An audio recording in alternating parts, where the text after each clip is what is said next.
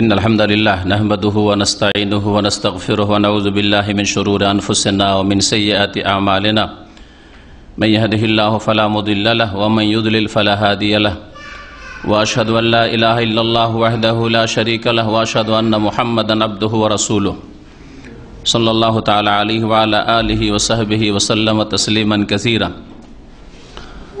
يا أيها الذين آمنوا اتقوا الله حق تقاته ولا تموتن إلا وأنتم مسلمون يا أيها الناس اتقوا ربكم الذي خلقكم من نفس واحدة وخلق منها زوجها وبث منهما رجالا كثيرا ونساء واتقوا الله الذي تساءلون به والأرحم إن الله كان عليكم رقيبا يا أيها الذين آمنوا اتقوا الله وقولوا قولا سديدا يصلح لكم أعمالكم ويغفر لكم ذنوبكم ومن يطع الله ورسوله فقد فاز فوزا عظيما أما بعد فإن خير الحديث كتاب الله وخير الهدي هدي محمد صلى الله عليه وسلم وشر الأمور محدثاتها وكل محدثة بدعة وكل بدعة ضلالة وكل ضلالة في النار أعوذ بالله من الشيطان الرجيم يا أهل الكتاب لا تغلوا في دينكم ولا تقولوا على الله إلا الحق إنما المسيح عيسى ابن مريم رسول الله وكلمته ألقاها إلى مريم روح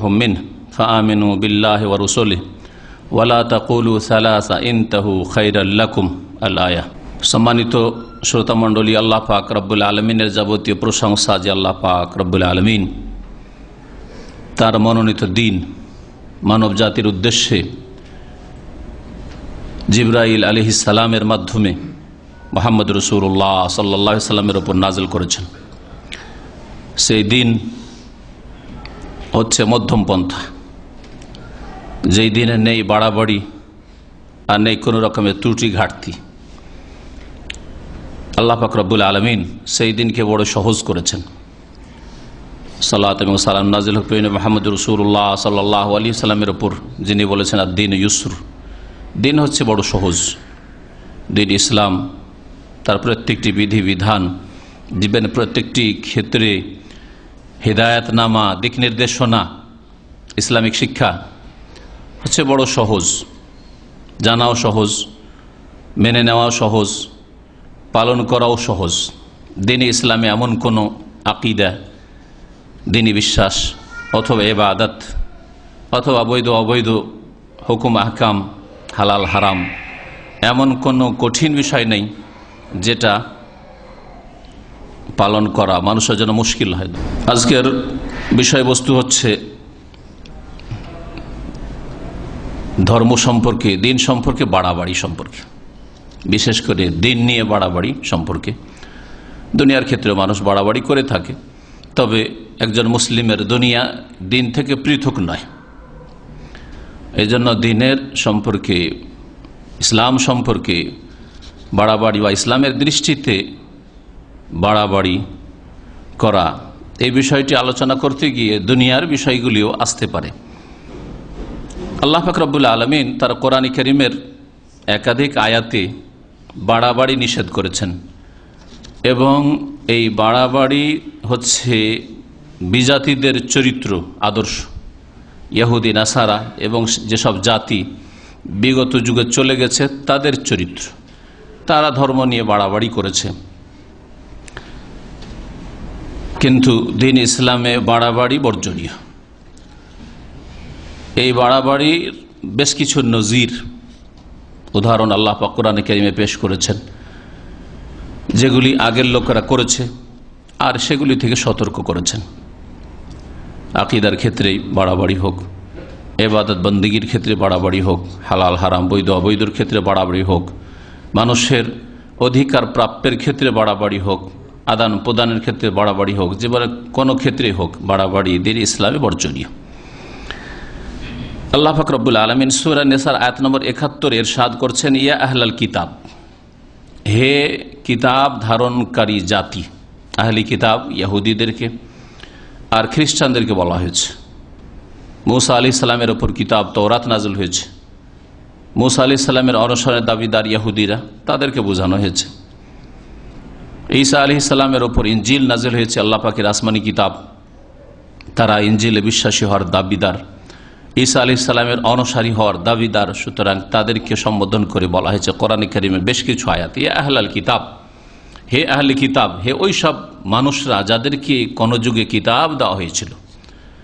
কিতাব তো আমাদেরকে দেওয়া হয়েছে, কিন্তু কোরআনের পরিভাষায়, রাসূলুল্লাহ সাল্লাল্লাহু আলাইহি ওয়াসাল্লাম হাদিসের পরিভাষায়, দ্বীন ইসলামের পরিভাষায় মুসলিমদেরকে, মুহাম্মদ রাসূলুল্লাহ সাল্লাল্লাহু আলাইহি ওয়াসাল্লামের উম্মতকে, শেষ উম্মতকে আহলে কিতাব বলা হয় না, কোরআন এবং সুন্নাহর অনুসারী। আহলে কিতাবদেরকে আল্লাহ সম্বোধন করে বিশেষ করে বলেছেন এই জন্য যে আহলে কিতাবরা বাড়াবাড়ি করেছে, আর এই জাতিগুলি বর্তমানে বিদ্যমান রয়েছে পৃথিবীতে, আর রাসূলুল্লাহ সাল্লাল্লাহু আলাইহি ওয়াসাল্লামের জামানে তো এই জাতিগুলি ছিল, আর 1400 বছর আগে রাসূলুল্লাহ আমলেই তারা বাড়াবাড়ি, তার আগেই বাড়াবাড়ি করে ফেলেছিল। সুতরাং আল্লাহ পাক রব্বুল আলামিন তাদেরকে বলছেন, হে আহলে কিতাব, লা তাগলু ফি দীনিকুম, তোমাদের ধর্মের বিষয়ে, দিনের ব্যাপারে বাড়াবাড়ি করিও না। গুলু মানে বাড়াবাড়ি করা, মুজাওয়াজাতুল হাদ সংজ্ঞা আসবে আলেমদের ভাষায়, সীমা লঙ্ঘন করা। আপনার যে সীমানা আছে, যার যেখানে সীমানা আছে সেখানে থাকাটাই হচ্ছে আপনার জন্য কল্যাণকর, তাতে দিন দুনিয়ার কল্যাণ রয়েছে।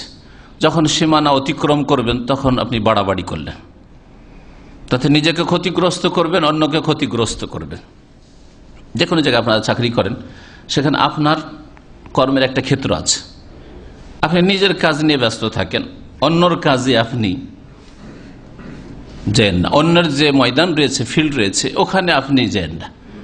ও আসছে না, করছে না, ওর কাজ কতটা হইলো না হইলো, কি করে না করে, ওর উপরে যে ফোরম্যান সুপারভাইজার সে করবে। যদি আপনাকে ফোরম্যান সুপারভাইজার করা হয় তাহলে আপনার ক্ষেত্র ওইটা, কিন্তু আপনি সঙ্গী ওর, এই করতে গিয়ে সম্পর্কের অবনতি ঘটে। এগুলো দুনিয়ার ক্ষেত্রে হয়ে থাকে। আপনার নিজের সীমানা, আপনি নিজের সীমানায় কাজ করেন, নিজের চরকায় তেল দেন, এই কথাটি এই মর্মে বলা যেতে পারে। আপনি আপনারকে নিয়ে ব্যস্ত থাকেন। লা তাগলু ফি দীনিকুম, দিনের ক্ষেত্রে তোমরা বাড়াবাড়ি করিও না। ওয়ালা তাকুলু আলাল্লাহ ইল্লাল হক, আর আল্লাহ সম্পর্কে তোমরা সত্য কথা ছাড়া, ন্যায়সঙ্গত কথা ছাড়া অন্য কোনো কথা বলিও না। তার মানে এটা একটা দিক বাড়াবাড়ির, যে আল্লাহ সম্পর্কে ন্যায়সঙ্গত কথা ছাড়া, সত্য কথা ছাড়া, হক আল্লাহ প্রদত্ত, আল্লাহ নাযিলকৃত কথা ছাড়া, আকীদা ছাড়া অন্য কোনো কথা বলা হচ্ছে বাড়াবাড়ি। আল্লাহ সম্পর্কে এমন বিশ্বাস রাখা যা সত্য নয়, বাস্তব নয়। আল্লাহ বলেননি, তার রাসূল সাল্লাল্লাহু আলাইহি ওয়াসাল্লাম বলেননি। আল্লাহ রাব্বুল আলামিনের গুণাবলী সম্পর্কে, আল্লাহ পাক রব্বুল আলমিনের নাম সম্পর্কে, আল্লাহ পাক রব্বুল আলমিনের তৌহিদ সম্পর্কে, আল্লাহ পাক সম্পর্কে, আকীদা সম্পর্কে, আল্লাহ পাকের দ্বীন সম্পর্কে এমন কোনো কথা বলা যার কোনো সনদ, দলিল, প্রমাণ কোরআন এবং সুন্নাহ নেই, এটা বাড়াবাড়ি। ওয়ালা তাকুলু আলাল্লাহি ইল্লাল হক, আল্লাহ সম্পর্কে সত্য কথা ছাড়া, ন্যায়সঙ্গত কথা ছাড়া অন্য কোনো কথা বলিও না, না হলে বাড়াবাড়ি হবে। বাড়াবাড়ি এটা একটা দিক। তারপরে কিছু নজির আল্লাহ পেশ করছেন। ইন্নামাল মাসীহু ঈসা ইবনে মারইয়াম রাসূলুল্লাহ, নিঃসন্দেহে মসিহ মরিয়ম পুত্র ঈসা আলাইহিস সালাম আল্লাহ পাকের রসুল। ওয়া কালিমাতুহু, আল্লাহ পাকের একটি শব্দ, একটি বাক্য। কালেমা মানে শব্দ, কখনো কখনো বাক্যের অর্থ হয়, ভাব অর্থ। আল্লাহ পাকের রসুল, আল্লাহ পাকের রসুল, আল্লাহ পাকের দূত, আল্লাহ পাকের প্রেরিত তিনি, মানব জাতির কল্যাণের উদ্দেশ্যে তাকে প্রেরণ করা হয়েছে। সুতরাং ঈসা আলাইহিস সালামকে আল্লাহ পাকের রসুল না বলে অন্য কিছু যদি বলো বাড়াবাড়ি হবে। রসুল্লাহ বলবে। তার একটি কালেমার দ্বারা তিনি সৃষ্টি হয়েছেন। কালিমাতুহু, কোন হও তুমি, বিনা বাপে, বিনা যে পার্থিব উপায় রয়েছে স্বামী স্ত্রীর মিলন, সেটা ছাড়া কোন তুমি এসো পৃথিবীতে। এর দ্বারা কালিমাতুহু আলকাহা ইলা মারিয়াম, যা আল্লাহ পাক নিক্ষেপ করেছিলেন মারিয়াম আলাইহিস সালামের উদ্দেশ্যে, জিবরাইল আলাইহিস সালামকে পাঠিয়ে। ও রূহুম মিনহু, এবং আল্লাহর পক্ষ থেকে ঈসা আলাইহিস আল্লাহ পাকের স্পেশাল রূহ। ফাআমিনু বিল্লাহ, সুতরাং তোমরা আল্লাহর প্রতি বিশ্বাস স্থাপন করো, তার রাসূলগণের প্রতি বিশ্বাস করো। ওয়ালা তাকুলু সালাসা, আর তোমরা বলিও না যে তিন ইলাহ রয়েছে, তিন মাবুদ রয়েছে, তিন খোদা রয়েছে, তিন উপাস্য রয়েছে, সব কথা বলিও না। তিন বলিও না, বরং এক বলবে। তো এক বলা হচ্ছে হক, আল্লাহু আহাদ, আল্লাহু সামাদ, ওয়াকাল আল্লাহু লা তাত্তাখিযু ইলাহাইন ইসনাইন, আল্লাহ পাক বলছেন স্বয়ং সূরা নাহলে রয়েছে, লা তাত্তাখিযু ইলাহাইন ইসনাইন, দুই ইলাহ সাব্যস্ত করিও না, দুই মাবুদ উপাস্য ধরিও না, একের জায়গায় দুই চলবে না। তাহলে খ্রিস্টানদের তিন, আবার তৃতীয়বাদ অচল, বাড়াবাড়ি। ওয়ালা তাকুলু সালাসা, তিন বলে বাড়াবাড়ি করিও না ধর্মের নামে। ইনতাহু খায়রাল লাকুম, তোমরা বিরত থাকো, বাদ দাও এরকম বাড়াবাড়ি। খায়রাল লাকুম, এটাই তোমাদের জন্য মঙ্গলজনক, এতেই তোমাদের কল্যাণ রয়েছে ইহকাল পরকালের। ইন্নামাল্লাহু ইলাহু ওয়াহিদ, নিঃসন্দেহে আল্লাহ এক উপাস্য, এক মাবুদ, এক। এটা হচ্ছে হক, এটা হচ্ছে মধ্যম পন্থা। নাস্তিকতা নেই বলা বাড়াবাড়ি একদিকে, আর একদিকে একের জায়গায় 2, 3, 33 কোটি, হ্যাঁ, আর যত মাজার, যত দরগা, তত এলাহ, তত তাদের জন্য ইবাদত, এগুলি বাড়াবাড়ি, গলু ধর্মে বাড়াবাড়ি। ইন্নামাল্লাহু ইলাহু ওয়াহিদ, আল্লাহ হচ্ছেন এক ইলাহ, সুবহানাহু, তিনি পাক পবিত্র শরীক থেকে, সমস্ত রকমের ত্রুটি থেকে। বিশেষ করে যে বিষয়টি আল্লাহ উল্লেখ করেছেন, আন ইয়াকুনা লাহু ওয়ালাদ, তার সন্তান হওয়া থেকে তিনি পাক পবিত্র, তার পবিত্রতা ঘোষণা করি। তার কোনো সন্তান নেই, ছেলে মেয়ে নেই। তাহলে আল্লাহ পাক রব্বুল আলামিনের সন্তান সাব্যস্ত করা, ছেলে মেয়ে সাব্যস্ত করা হচ্ছে বাড়াবাড়ি। সুতরাং মক্কার মুশরিকেরা ফেরেশতাকে, মালায়েকাকে আল্লাহর কন্যা বলে বাড়াবাড়ি করেছে, খ্রিস্টানরা ঈসা আলাইহিস সালামকে আল্লাহর পুত্র বলে বাড়াবাড়ি করেছে ধর্মের নামে, ইহুদিরা ওজাইরকে আল্লাহর পুত্র বলে বাড়াবাড়ি করেছে। লাহু মা ফিস সামাওয়াতি ওয়া মা ফিল আরদ, আকাশ জমিনে যা কিছুই রয়েছে সবকিছুর মালিক আল্লাহ। ওয়া কাফা বিল্লাহি ওয়াকিলা, আল্লাহ পাক রব্বুল আলামিন কর্মবিধায়ক হিসাবে যথেষ্ট। বাড়াবাড়ি সম্পর্কে একটি আয়াত সূরা নিসার, সূরা মায়দা আয়াত নম্বর 77, তাতে আল্লাহ পাক ইরশাদ করেছেন, হে নবী তুমি জানিয়ে দাও, ইয়া আহলাল কিতাব, রাসূলুল্লাহ সাল্লাল্লাহু আলাইহি ওয়াসাল্লাম যেহেতু সারা বিশ্বের সমস্ত মানুষের জন্য রাসূল হয়ে প্রেরিত হয়েছিলেন, সেই জন্য আল্লাহ পাক রব্বুল আলামিন তার নবীকে বলছেন, বিশেষ করে আহলে কিতাব যারা ইহুদি খ্রিস্টান, এদেরকে সম্বোধন করে বলো, কারণ এরা ধর্মের নামে বাড়াবাড়ি করেছে। এদের কাছে সত্য দিন নাজিল করা হয়েছে মুসা আলাইহিস সালামের মাধ্যমে, ঈসা আলাইহিস সালামের মাধ্যমে, ইনজিল আর তাওরাতের মাধ্যমে। তারপরে তারা বাড়াবাড়ি করেছে, তাদের কিতাবে বিকৃত করে তাওরাত ইনজিলে কিছু বাড়িয়েছে, কিছু কমিয়েছে। আর এক বাড়াবাড়ি, তাহরিফ, রদবদল করা, খেয়াল খুশি, তাতে কাটাই ছাটাই করা, কিছু বাড়ানো কিছু কমানো। ইয়া আহলাল কুল, হে নবী জানিয়ে দাও, ইয়া আহলাল কিতাব, হে আহলে কিতাব, ইহুদি খ্রিস্টান, লা তাগলু ফি দীনিকুম গায়রাল হক, সত্য পন্থা ছাড়া তোমরা তোমাদের ধর্মের বিষয়ে, দিনের ব্যাপারে বাড়াবাড়ি করিও না। ওয়ালা তাত্তাবিউ আহওয়া কওম, আর এমন সম্প্রদায়ের কুপ্রবৃত্তির অনুসরণ করিও না। কাদ দাল্লু মিন ক্বাবল, এর পূর্বে যারা পথভ্রষ্ট গুমরাহ হয়ে গেছে। তাহলে তোমাদের পূর্বপুরুষরা যদি ধর্মের নামে পথভ্রষ্ট হয়ে থাকে, গোমরাহ হয়ে থাকে, রাস্তা হারিয়ে গিয়ে দিয়ে থাকে, আদাল্লু মিন ক্বাবল ওয়া আদাল্লু কাসীরা, শুধু তারা পথভ্রষ্ট হয়নি, বহু মানুষকে পথভ্রষ্ট করেছে, পথভ্রষ্ট করেছে। ওয়াদাল্লু আন সাওয়াইস সাবিল, আর সরল পথ থেকে তারা নিজেরা সরে গেছে, বিভ্রান্তির শিকার হয়েছে। আল্লাহ পাক রব্বুল আলামিন এই আয়াতগুলি বাড়াবাড়ি থেকে সরাসরি নিষেধ করেছে। লা তাগলু ফি দীনিকুম, লা তাগলু ফি দীনিকুম, দুটো আয়াতে রয়েছে। নবী করিম সাল্লাল্লাহু আলাইহি ওয়াসাল্লামের দুটো হাদিস শোনায়। তারপরে বাড়াবাড়ি সম্পর্কে, বাড়াবাড়ি বিভিন্ন ধরন, প্রকরণ, বাড়াবাড়ির কুপ্রভাব ইত্যাদি, এসব বিষয়গুলি আপনাদের সামনে যতটা সময় সাধ্য দেয় পেশ করব। নবী করিম সাল্লাল্লাহু আলাইহি ওয়াসাল্লামের হাদিস সুনান ইবনে মাজায় রয়েছে, হাদিসটি সহিহ। সাহাবীরা হজের মৌসুমে একটু বড় বড় পাথর জামরাকে মারার জন্য নিয়েছিলেন। তখন নবী করিম সাল্লাল্লাহু আলাইহি ওয়াসাল্লাম এই বলে সতর্ক করে, সুম্মা ক্বালা ইয়া আইয়ুহান নাস, তার ওই অংশটুকু বলছিলাম হাদিস, হে মানুষ, ইয়াকুমুল গুলু, সাবধান তোমরা বাড়াবাড়ি থেকে। ইয়াকুম মানে সাবধান, ওয়াল গুলু বাড়াবাড়ি থেকে। ফাইন্নাহু আহলাকা মান কানা ক্বাবলাকুম আল গুলু ফিদ্দিন, কারণ তোমাদের পূর্বের যেসব লোকেরা ছিল তাদেরকে ধর্ম নিয়ে বাড়াবাড়ি ধ্বংস করেছে। ধর্ম নিয়ে বাড়াবাড়ি করতে গিয়ে তারা ধ্বংস হয়েছে, ইহুদি খ্রিস্টান ধ্বংস হয়েছে। আজকাল ধ্বংস হয়েছে শব্দটি যদি ব্যবহার করি, বাক্যটি ব্যবহার করি, তো অধিকাংশ মানুষের ব্রেন কোন দিকে যায়? যে লূত আলাইহিস সালাম জাতির মতো ধ্বংস হয়েছে, নূহ আলাইহিস সালাম জাতির মতো ডুবে ধ্বংস হয়েছে, ফেরাউন আর তার সেনাবাহিনীর মতো ডুবে ধ্বংস হয়েছে, অথবা আদ আর সামুদের মতো ধ্বংস হয়েছে। এই ধ্বংস মানে জানের ধ্বংস হওয়া, ধন সম্পদের ধ্বংস হওয়া, দেশ ধ্বংস হওয়া, এগুলিকেই ধ্বংস মনে করে। কিন্তু এর চেয়ে বড় ধ্বংস হচ্ছে তার দিন ধ্বংস হয়ে যাওয়া, তার জান্নাত থেকে তার হাত ধুয়ে না বঞ্চিত হওয়া, তার চিরকালের জাহান্নামে হওয়া, কাফের মুশরিক হয়ে মারা যাওয়া, এটা সবচেয়ে বড় তার ধ্বংস হওয়া। এটাকে সবসময় মনে মগজে বসিয়ে নেন যে কোরআন এবং হাদিসের আলোকে ধ্বংসের বাক্যটি যে ব্যবহার করা হয়েছে, সবচেয়ে বড় ধ্বংসাত্মক বিষয় হচ্ছে বা ধ্বংস হওয়া হচ্ছে মানব জীবনে তার ইহকাল পরকালে আল্লাহর গজবের হকদার হয়ে যাওয়া। আল্লাহর গজব, আল্লাহর ক্রোধ, আল্লাহ পাকের অভিশাপ, আল্লাহ পাকের আযাব অবধারিত হয়ে যায় কোনো জাতির জন্য দুনিয়া আখিরাতের। যতদিন দুনিয়ায় থাকে, হয়তো আল্লাহ ছাড় দিয়েছেন, ছেড়ে দেননি, ততদিন আল্লাহ পাকের কাছে অভিশপ্ত। আল্লাহ তাদেরকে দেখতে পারেন না, নিকৃষ্ট আল্লাহ পাকের নজরে। আর যখন আল্লাহ পাক ধরে নেন বা ধ্বংস করে দেন বা দুনিয়া থেকে মারা যায়, যেভাবে হোক না কেন, আল্লাহ পাকের আযাব শুরু হয়ে যায়, পরকালের আযাব শুরু হয়ে যায়। এই হচ্ছে সবচেয়ে বড় ধ্বংস হওয়া। তোমাদের পূর্বের জাতিরা ধ্বংস হয়েছে, ইহুদিরা ধ্বংস হয়েছে, খ্রিস্টানরা ধ্বংস হয়েছে, কারণ জান্নাতের রাস্তা হারিয়ে ফেলেছে।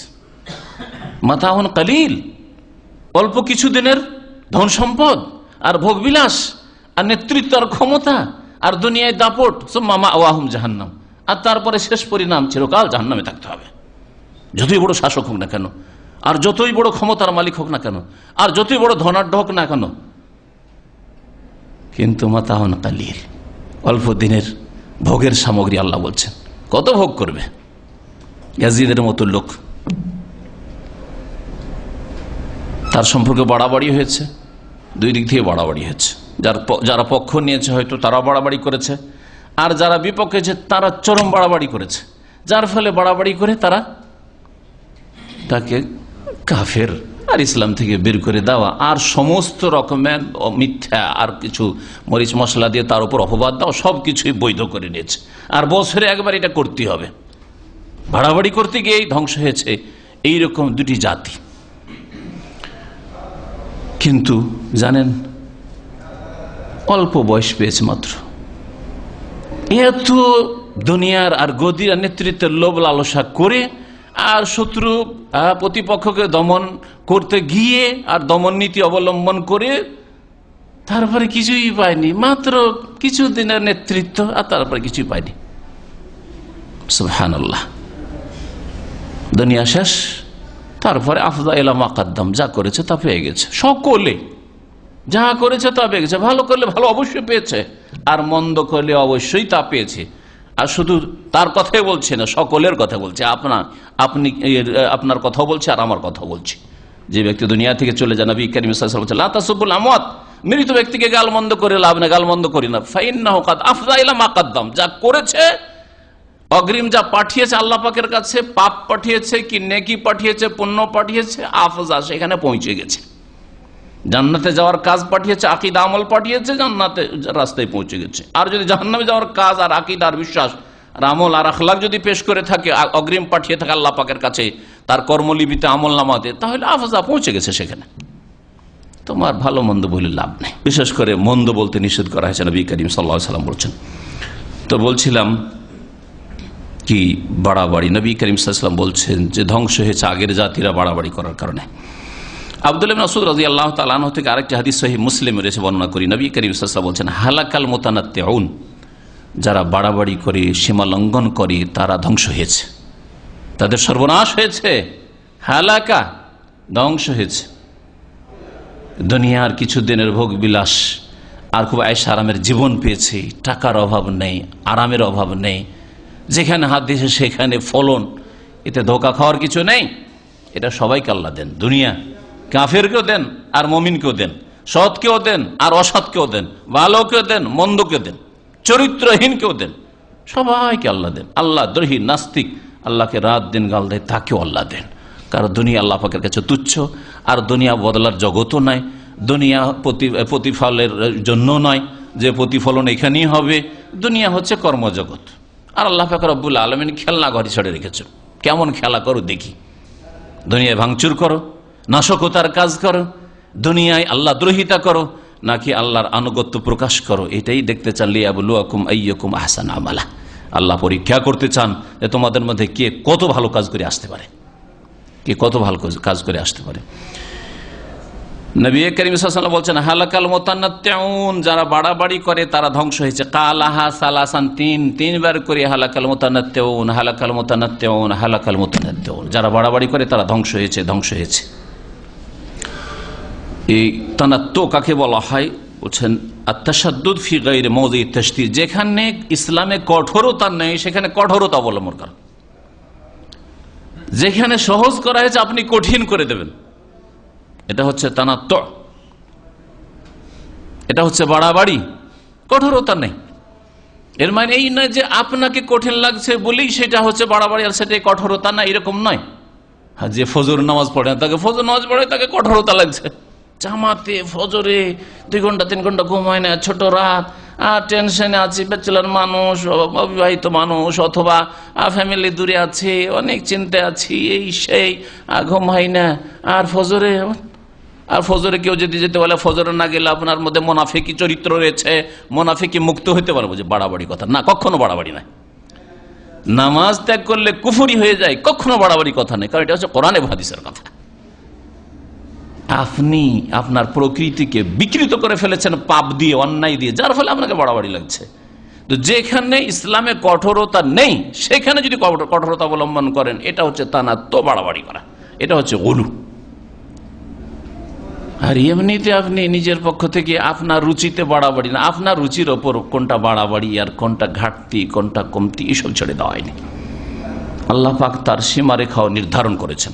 নবী করিম সাল্লাল্লাহু আলাইহি ওয়াসাল্লাম বাড়াবাড়ি থেকে সতর্ক করেছেন। আর বাড়াবাড়ি করতে গিয়ে মুসলিম জাতিতে শিরকের অনুপ্রবেশ ঘটেছে, বিদাত বহু রকমের, ঘরে ঘরে বিদাত, মগজে মগজে বিদাত ঢুকে পড়েছে। আর এই বাড়াবাড়ির পরিণতি হিসাবে খারিজিরা বেরিয়েছে। বাড়াবাড়ি করতে গিয়ে বিভিন্ন দল উপদল সৃষ্টি হয়েছে। বাড়াবাড়ি করতে গিয়ে এই ধর্মের নামে অন্ধত্ব সৃষ্টি হয়েছে, তাকলিদ আমা আর তাআসসুব, গোঁড়ামি, পক্ষপাতিত্ব, তরফদারি করা। আমি যেটা আছি সেটাকে হক মানিয়ে নেব, যেইভাবে হোক না কেন, আমারটাকে সত্য বলে প্রমাণ করতে হবে, যে কোনো উপায় হোক না কেন। এই মন মানসিকতা মুসলিম সমাজের অধিকাংশ লোকদের ধর্মের নামে। কেন? তো আমি যেই দলে আছি সেটার ভুলকেও কোনো রকম ব্যাখ্যা করেও সেটা ঠিক রাখবো। আমি যেই পন্থে আছি অথবা যেই দলের বিরোধিতা আছি, আমার টার্গেটটাকে আমি ঠিক রাখবই, যেইভাবে হোক না কেন। অথচ তারাও বাড়াবাড়ি করছে।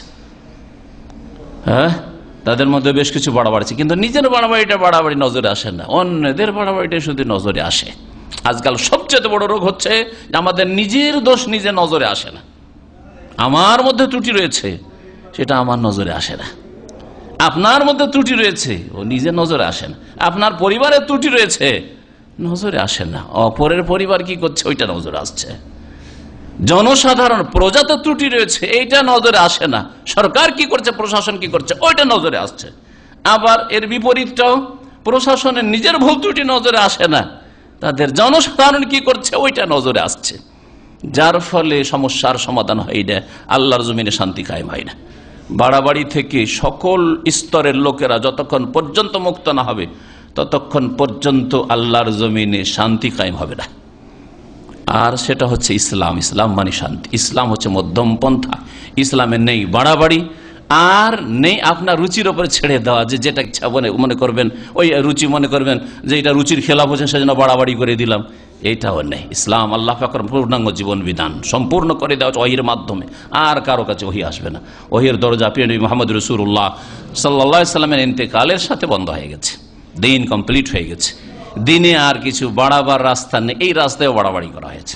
নবী করিম সাল্লাল্লাহু আলাইহি সাল্লাম থেকে হাদিস, ওমর রাদিয়াল্লাহু তাআলা আনহু জুমার খুতবায় শোনাচ্ছেন।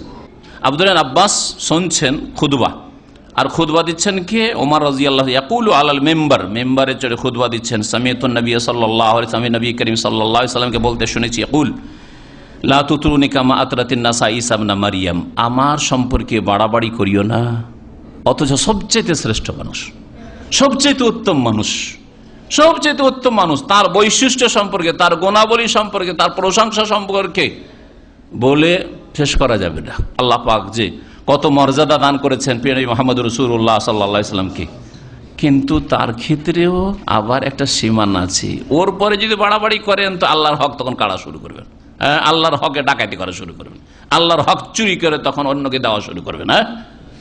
এইভাবে বাড়াবাড়ি করেছে রাসূল সম্পর্কে।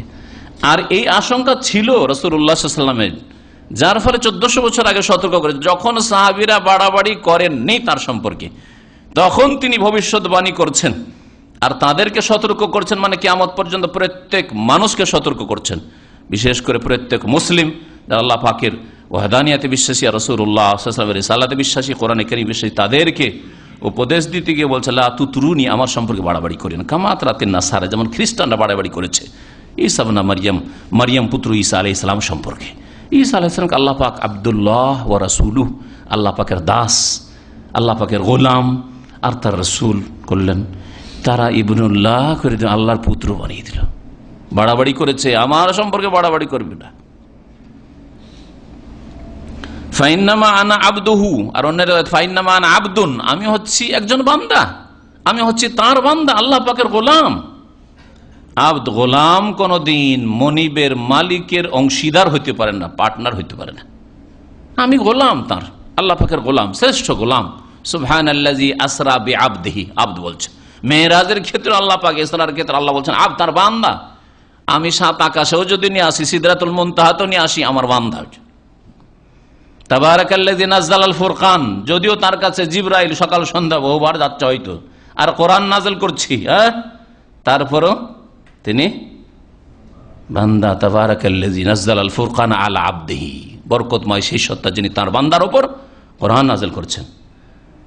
ফাওহা ইলা আবদিহি মা, যদিও তার কাছে ওহী করছি, আল্লাহ পাক ওহী করছেন, তারপর সে কে? আল্লাহ বলছেন বান্দা, তার বান্দার কাছে আল্লাহ পাক ওহী করেছেন। ওয়ান্নাহু লাম্মা কামা আব্দুল্লাহ ইয়াদু, রাসূলুল্লাহ সবচেয়ে বেশি ইবাদত করছেন, সবচেয়ে সুন্দর ইবাদত করছেন। তারপরে সূরা আল্লাহ তাকে বলছেন আব্দুল্লাহ, আল্লাহর বান্দা, আল্লাহর দাস, আল্লাহর গোলাম, যাতে বাড়াবাড়ি নেই। আমি হচ্ছি তার বান্দা। ফাকুলু, সুতরাং তোমরা বলবে যখন আমার নাম আসবে বা আমার আলোচনা আসবে, মুহাম্মদকে আব্দুল্লাহ ওয়া রাসূলুহু, আল্লাহ পাকের বান্দা এবং তার রাসূল। আশহাদু আল্লা ইলাহা ইল্লাল্লাহ ওয়া আশহাদু আন্না মুহাম্মাদান আবদুহু ওয়া রাসূলুহু। কেন কালেমাতে শিখাইল না? আর আল্লাহর নূর ও নূরহু, আল্লাহর নূর, আর তিনি জীবিত আমাদের মতোই, তার কাছে বিবিদেরকে পেশ করা হয়, নাউজুবিল্লাহ। এসব কথা কেন বললেন না? বাড়াবাড়ি না? তিনি আলেমুল গায়ব, অদৃশ্যের খবর রাখেন, তিনি সব জায়গায় হাজির হয়ে যান, মিলাদ মাহফিলে হাজির হয়ে যান, সেই জন্য কিয়াম করতে হয়, দাঁড়িয়ে যেতে হয়, না হলে বেয়াদবি হয়ে যাবে। কেন বললেন না আল্লাহ পাক এই সব কথা কোরআন কারীমে, রাসূলের হাদিসে? কেন বললেন? রাসূলুল্লাহ সাল্লাল্লাহু আলাইহি ওয়াসাল্লাম দিনকে অসম্পূর্ণ রেখে দিলেন। আরে আকীদার বিষয়ে রাসূলের মর্যাদা আর অস্পষ্ট রেখে দিলেন, যে নবী হাজির হন এরকম দিনের মজলিস হলে, আর আরবি সালামু আলাইকা করলে, আল্লাহুম্মা সাল্লি আলা সাইয়্যিদানা করলে নবী হাজির হয়ে যান আর সবকিছু জানতে পারেন।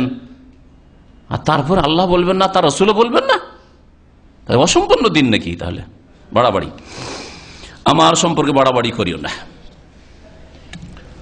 আর একটি হাদিস শোনায়, মুসনাদ আহমদে রয়েছে, হাদিসটিকে আল্লামা আলবানী সহিহ বলেছেন।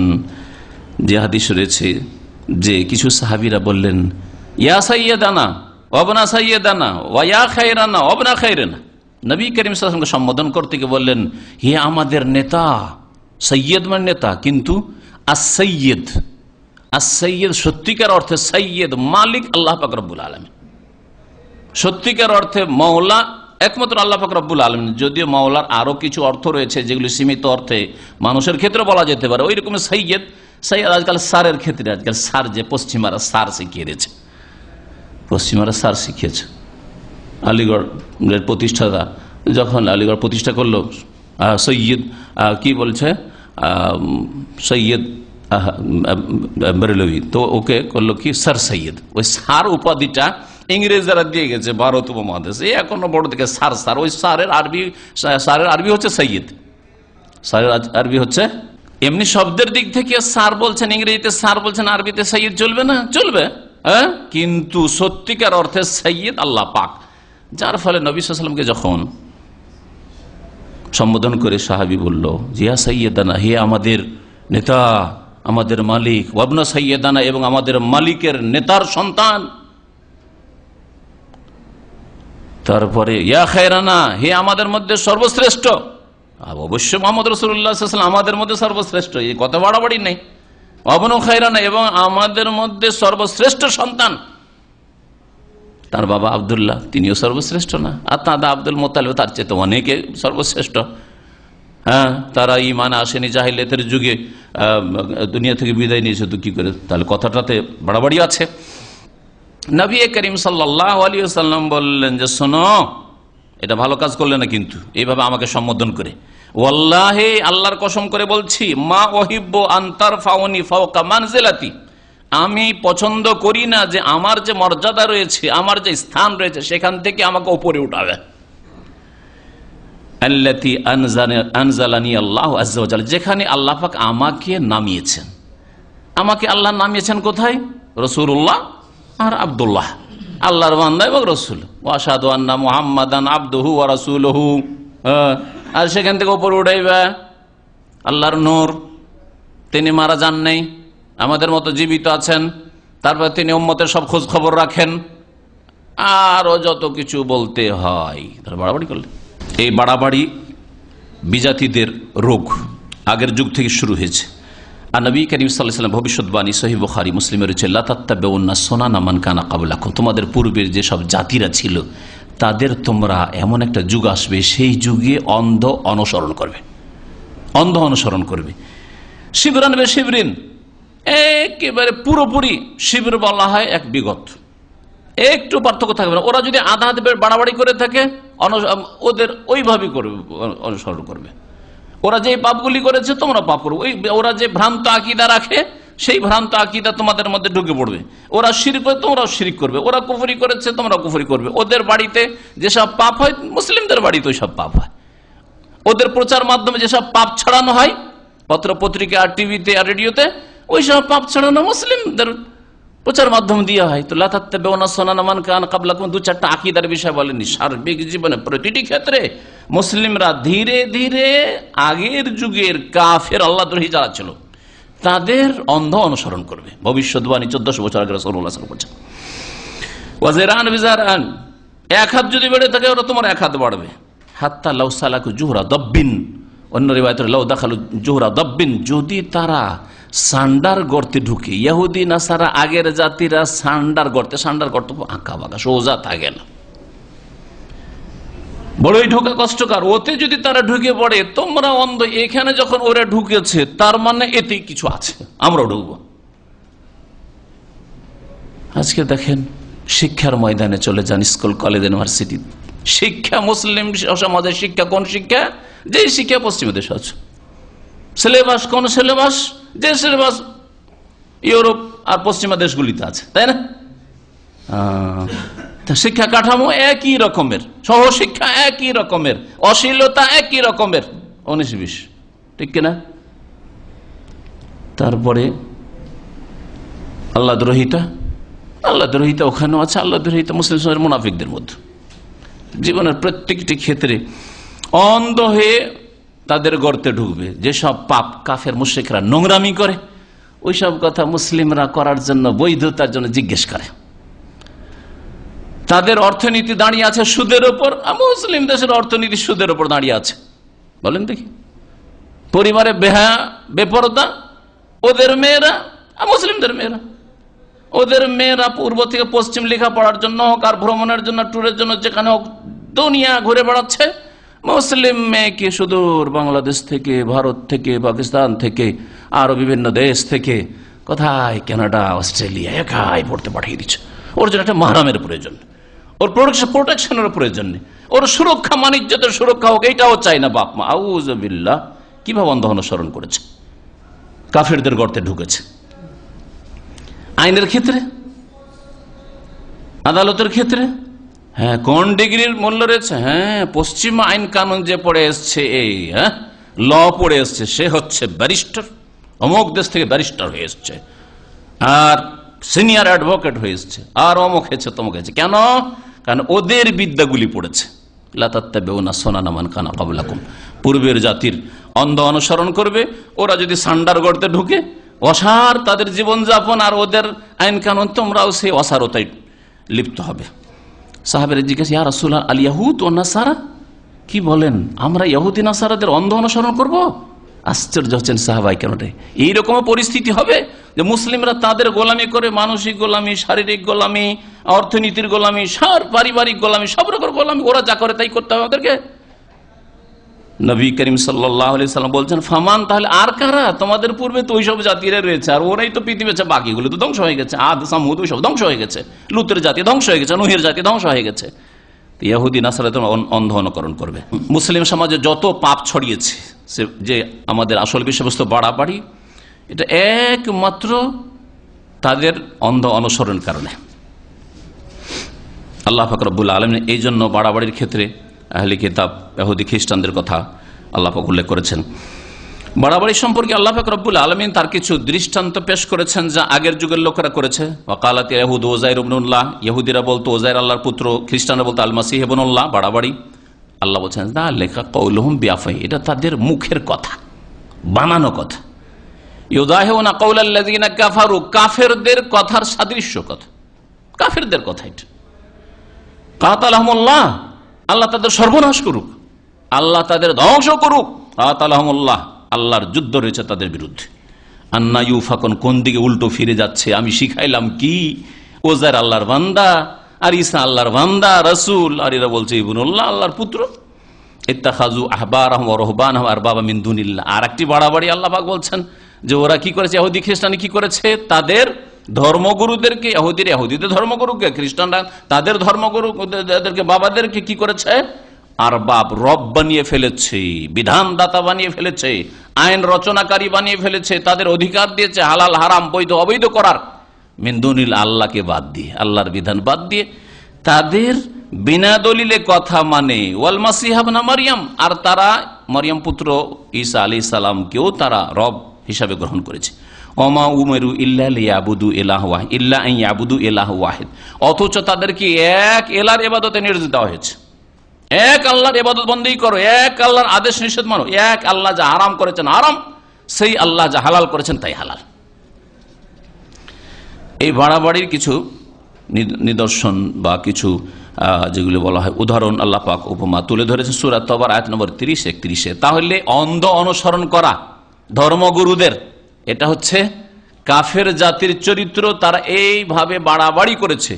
এইরকমই যদি মুসলিম উম্মতের লোকেরা বাড়াবাড়ি করে অন্ধ অনুসরণের ক্ষেত্রে, কোন একজন ব্যক্তির, কোন একটি তরিকার, কোন একটি মাযহাবের অন্ধ অনুসরণ, যে তাতেই হক সীমিত রয়েছে, একটা মানলেই সমস্ত হক সত্য পেয়ে যাব, তাহলে এটা হচ্ছে তাদের অনুসরণ, বাড়াবাড়ি করা। চারটার একটা মানলে হয়। এই যে তরিকতগুলি রয়েছে, নকশবন্দি তরিকা, আর মুজাদ্দিদি তরিকা, আর রেফাই তরিকা, আর কাদেরি তরিকা, চিশতি তরিকা, এগুলো হচ্ছে জান্নাতে যাওয়ার রাস্তা,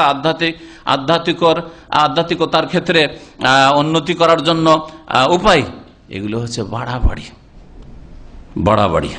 কারণ এগুলো মানুষের তৈরি করা জিনিসকে নিয়ে যারা কল্যাণ চেয়েছে তারা বাড়াবাড়ি করেছে, এই কথা আল্লাহ পাক বুঝাতে চেয়েছেন।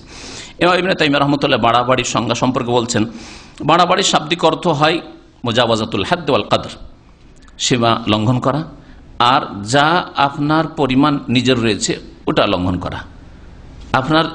আপনাকে যতটা পরিমাণ ক্ষমতা দেওয়া হয়েছে তার বেশি ক্ষমতা যদি দেখান তো বাড়াবাড়ি করলেন আপনি।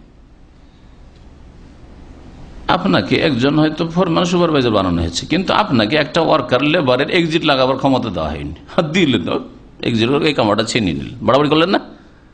একটা উদাহরণ দিল। এইরকম বহু বাড়াবাড়ি হইতে পারে। আপনি একজন ছাত্র, মাশাআল্লাহ লেখাপড়া করছেন, দিন শিখছেন, কিছু আসেন সপ্তাহে 2-4টা দর্শে, আপনি আপনার বিদ্যার যতটা দৌড় আছে ততটার মধ্যে সীমিত থাকেন, কিন্তু এমন আক্রমণ করা শুরু করলেন, যতই বড় বড় আলেম হোক, এর ভুল দ্বারা ওর ভুল দ্বারা, এর আক্রমণ করা, ওর আক্রমণ করা, বাড়াবাড়ি করে। এটা ছোট মুখে বড় কথা বলা বাড়াবাড়ি অবশ্য।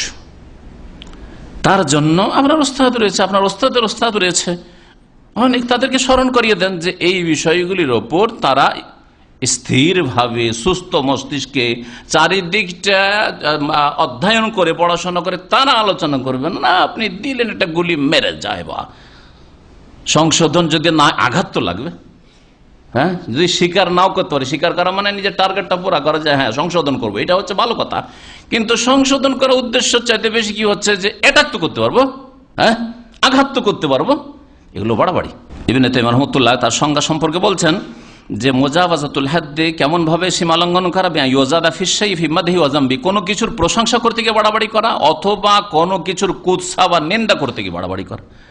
আরে ভাই, আপনার মধ্যে দোষ ত্রুটি আছে, যতটা দোষ ত্রুটি তার চাইতে বেশি আমি আপনার কুৎসা করলাম বা আপনার বদনাম করলাম বা আপনার দোষকে হাইলাইট করলাম, বাড়াবাড়ি করলাম। আপনার মধ্যে যতটা ভালো গুণ আছে তার চাইতে বেশি বাড়াবাড়ি করলাম। যেমন আমাদের সমাজে আরে কিছু মৌলবি একটু বক্তব্য করতে পারলে আল্লামা হয়ে গেল, হ্যাঁ শাইখুল হাদিস হয়ে গেল, অথচ হাদিসের জয়ী জয়ী বুঝে না, হ্যাঁ আন্তর্জাতিক এই হয়ে গেল সেই হয়ে গেল, না এগুলো বাড়াবাড়ি বাড়াবাড়ি। তারপরে 2 লাইনের উপাধি, হ্যাঁ 2 লাইনের উপাধি যে বিদাতীদের বিজ্ঞাপনগুলি থাকে ধর্মীয় জলসা বা ওয়াজ মাহফিলের, অথবা কি দেখবেন যে উপাধি, এগুলো বাড়াবাড়ি। এরকম বহু বাড়াবাড়ি রয়েছে। কারো প্রশংসায় বাড়াবাড়ি করা আর কারো নিন্দা করায় বাড়াবাড়ি করা, সবগুলি বাড়াবাড়ি। বাড়াবাড়িটা বিশ্বাসের ক্ষেত্রে হইতে পারে, আমলের ক্ষেত্রে হইতে পারে, কোন ব্যক্তির ওপর তার হুকুম লাগাবার ক্ষেত্রে হইতে পারে। একটা লোক হয়তো গুনাহগার ফাসেক, দিলেন ওকে কাফের বানিয়ে। একটা লোক ছোটখাটো বেদাত আছে, কিছু বেদাত আছে, কিন্তু সেই বেদাতগুলি গুনাহগার করে, গুনাহগার অবশ্যই কাবিরা গুনাহ, কিন্তু তাতে মুশরিক হয়ে যায় না, ঢালাহারে মুশরিক মুশরিক মুশরিক, বাড়াবাড়ি। সহি আকীদার ভাইয়েরা, হ্যাঁ বাড়াবাড়ি, এগুলো ধরন বাস্তব আমাদের দেশে পাওয়া যাচ্ছে। কোরআনে হাদিসের দলিল চাই, এটা হচ্ছে তাদের সবচেয়ে বড় অপরাধ, যার ফলে কাফের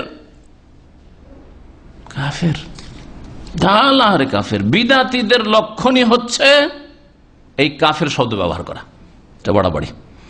আর আহলে সুন্নাত ওয়াল জামাত সহিহ আকীদার লোকেরা, আহলুল হাদিস, কোরআন সুন্নাহর অনুসারী যারা, কখনো কোন ব্যক্তিকে নির্দিষ্ট করে কাফের বলে না, কারণ এটা বলাই জায়েজ না। একমাত্র যাকে আল্লাহ পাক কাফের বলেছেন, মুসলিম উম্মতের মুসলিম ফিরকার মধ্যে আছে, ইসলামের গণ্ডি থেকে বেরিয়ে যায়নি, আর তার সাথে আমার দ্বিমত আছে কিছু আকীদায়, কিন্তু হইতে পারে যে তার অজ্ঞতা দূর করা হয়নি, সে সহি বিষয়ে জানতে পারেনি, আর ব্যক্তিকে ধরে অমুক ব্যক্তি নামাজ পড়ে না সেজন্য ওই লোকটা কাফের, এটা হচ্ছে নির্দিষ্ট করে কাফের বলা, এটা জায়েজ নয়, হারাম। এটা হচ্ছে বাড়াবাড়ি। হ্যাঁ বলতে পারে বেনামাজি কাফের বলতে পারে, এটা বলতে পারে। যে শিরক করে সে কাফের, আল্লাহ ছাড়া অন্যকে সিজদা করলে কাফের হয়ে যায়, এটা আম কথা, সাধারণ কথা বলা যাবে, সাধারণভাবে বলা যাবে। আবার এটা বাড়াবাড়ি নাই। আবার আরেক শ্রেণীর বিদাতপন্থী আছে, এটাকেও বাড়াবাড়ি না, এটা বাড়াবাড়ি না, কারণ আমভাবে আল্লাহ পাক বলেছেন, হ্যাঁ আল্লাহ বলেননি ইন্নাহু মান ইউশরিক বিল্লাহ, যারা আল্লাহর সাথে শিরক করবে ফাকাদ হারামাল্লাহু আলাইহি জান্নাহ, তার জন্য আল্লাহ পাক কি করেছেন? জান্নাতকে হারাম করেছেন, জাহান্নামে থাকবে, তাই না? কিন্তু যদি কেউ বলে এই লোকটি শিরক করেছে, কবরে সিজদা করেছে, সেই জন্য সে চিরকাল জাহান্নামে থাকবে, হ্যাঁ এটা হারাম, এটা জায়েজ নাই। খাস আরামে পার্থক্য বুঝতে পারলেন না? নির্দিষ্ট করে কোনো ব্যক্তিকে কাফের বলা অথবা চিরকাল জাহান্নামী বলা বা জাহান্নামী বলা, এটা চলবে না, কিন্তু আমভাবে চলবে, সেটা বাড়াবাড়ি নাই। তার আকীদার ওপর, তার মধ্যে যে পাপটা রয়েছে পাপের ওপর হুকুম লাগানো, এটা ঠিক আছে। এই আকীদাটা শিরকি আকীদা, এই আকীদা হচ্ছে কুফরি আকীদা। হ্যাঁ, তো যদি কেউ কালেমাকে বদলে দেয় তাহলে এটা কুফরি আকীদা, ঠিক আছে। অমুক ব্যক্তি কালেমাকে বদলে দিয়েছে অথবা হজের সমালোচনা করেছে সেজন্য ওই লোকটি কাফের না, এটা বলার জন্য ছোট মুখে আর বড় কথা বলা যাবে না। ওর জন্য ওলামায়ে কেরাম বসবেন এবং তার অবস্থা পর্যালোচনা করে দেখবেন, সে অজ্ঞ না জানে, জানার পরেও আসলে নাস্তিক না সে আসলে জাহেল, তার জেহালত অজ্ঞতা দূর হয়েছে কিনা, এই ধরনের কিছু উদাহরণ এই জন্য দিলাম। তার মানে এই নয় যে ওই রকম ধরনের মুনাফিকগুলোকে আমি মুসলিম বলতে চাই, সেটাও আমার উদ্দেশ্য নয় আসলে, কিন্তু আমি উদাহরণ দিতে গিয়ে এই বিষয়গুলো বললাম। এইরকমই যারা মানবরচিত বিধান দেশ পরিচালনা করে ঢালাহারে কাফের বলা, বাড়াবাড়ি। তো তবে আম কথা বলতে হয়, যারা মানব রচিত বিধান দিয়ে ফয়সালা করে, এটাকে আল্লাহ কাফেরও বলেছেন, ফাসিকও বলেছেন, হ্যাঁ কুফরি বলেছেন, ফাসিকও বলেছেন, আর জুলমও বলেছেন, তিনটেই বলেছেন। তাহলে তিন রকম, তিন শ্রেণীর মানুষ আছে না, এই জন্য তিনটে বলেছেন না। ওরা বলছে না বড় জালেম, বড় ফাসিক, সেই জন্য সবগুলি কাফের, ডালা হারে না, এটা বাড়াবাড়ি। আবার তাদেরকে বলবেন যে যাক, তারাও তো নামাজ রোজা বিশ্বাস করে, নামাজ রোজা 2-3-4টা ইবাদত বিশ্বাস করে তাদেরকে পাকা মুসলিম বানিয়ে দেবেন, আর ফাসিকও নয়, গুনাহগারও তারা নয়, এটাও বাড়াবাড়ি। ইসলাম হচ্ছে মধ্যম পন্থা। ইনশাআল্লাহ তাআলা মধ্যম পন্থার উপর আর একটা আলোচনা হবে। যাই হোক, সময় লম্বা হয়ে যাচ্ছে।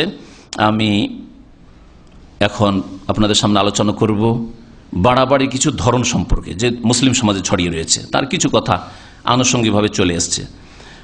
বাড়াবাড়ি এক ধরনের হচ্ছে যে বিনা স্পষ্ট দলিলে কাউকে কাফের বলা, বিনা স্পষ্ট দলিলে কাউকে কাফের বলা। এমনকি আমভাবে সাধারণভাবে যদি হয়, আর আপনার দলিল প্রমাণ স্পষ্ট যদি না থাকে, তাহলে সাধারণভাবে বলা যাবে না। কিন্তু যদি জানা থাকে দলিল প্রমাণ, তো সাধারণভাবে বলবেন, ব্যক্তির ওপর নয়। তো এই যে আজকালকার মানুষের অবস্থা, মুসলিম সমাজের এক শ্রেণী বিদআতপন্থীরা তাদের বিরোধী যাকে পায়, বিরোধী হইলেও কাফের, বিরোধী হইলেই কাফের। বাড়াবাড়ি, এই বাড়াবাড়িতে বিদআতপন্থীরা লিপ্ত রয়েছে। আলহামদুলিল্লাহ, সহিহ আকীদার ভাইয়েরা এই বাড়াবাড়ি থেকে মুক্ত। কিন্তু সহিহ আকীদার ভাইদের মধ্যে এই ধরনের কাছাকাছি কিছু রোগ রয়েছে, বিভিন্ন দলে বিভক্ত হয়েছে দুনিয়ার কারণে।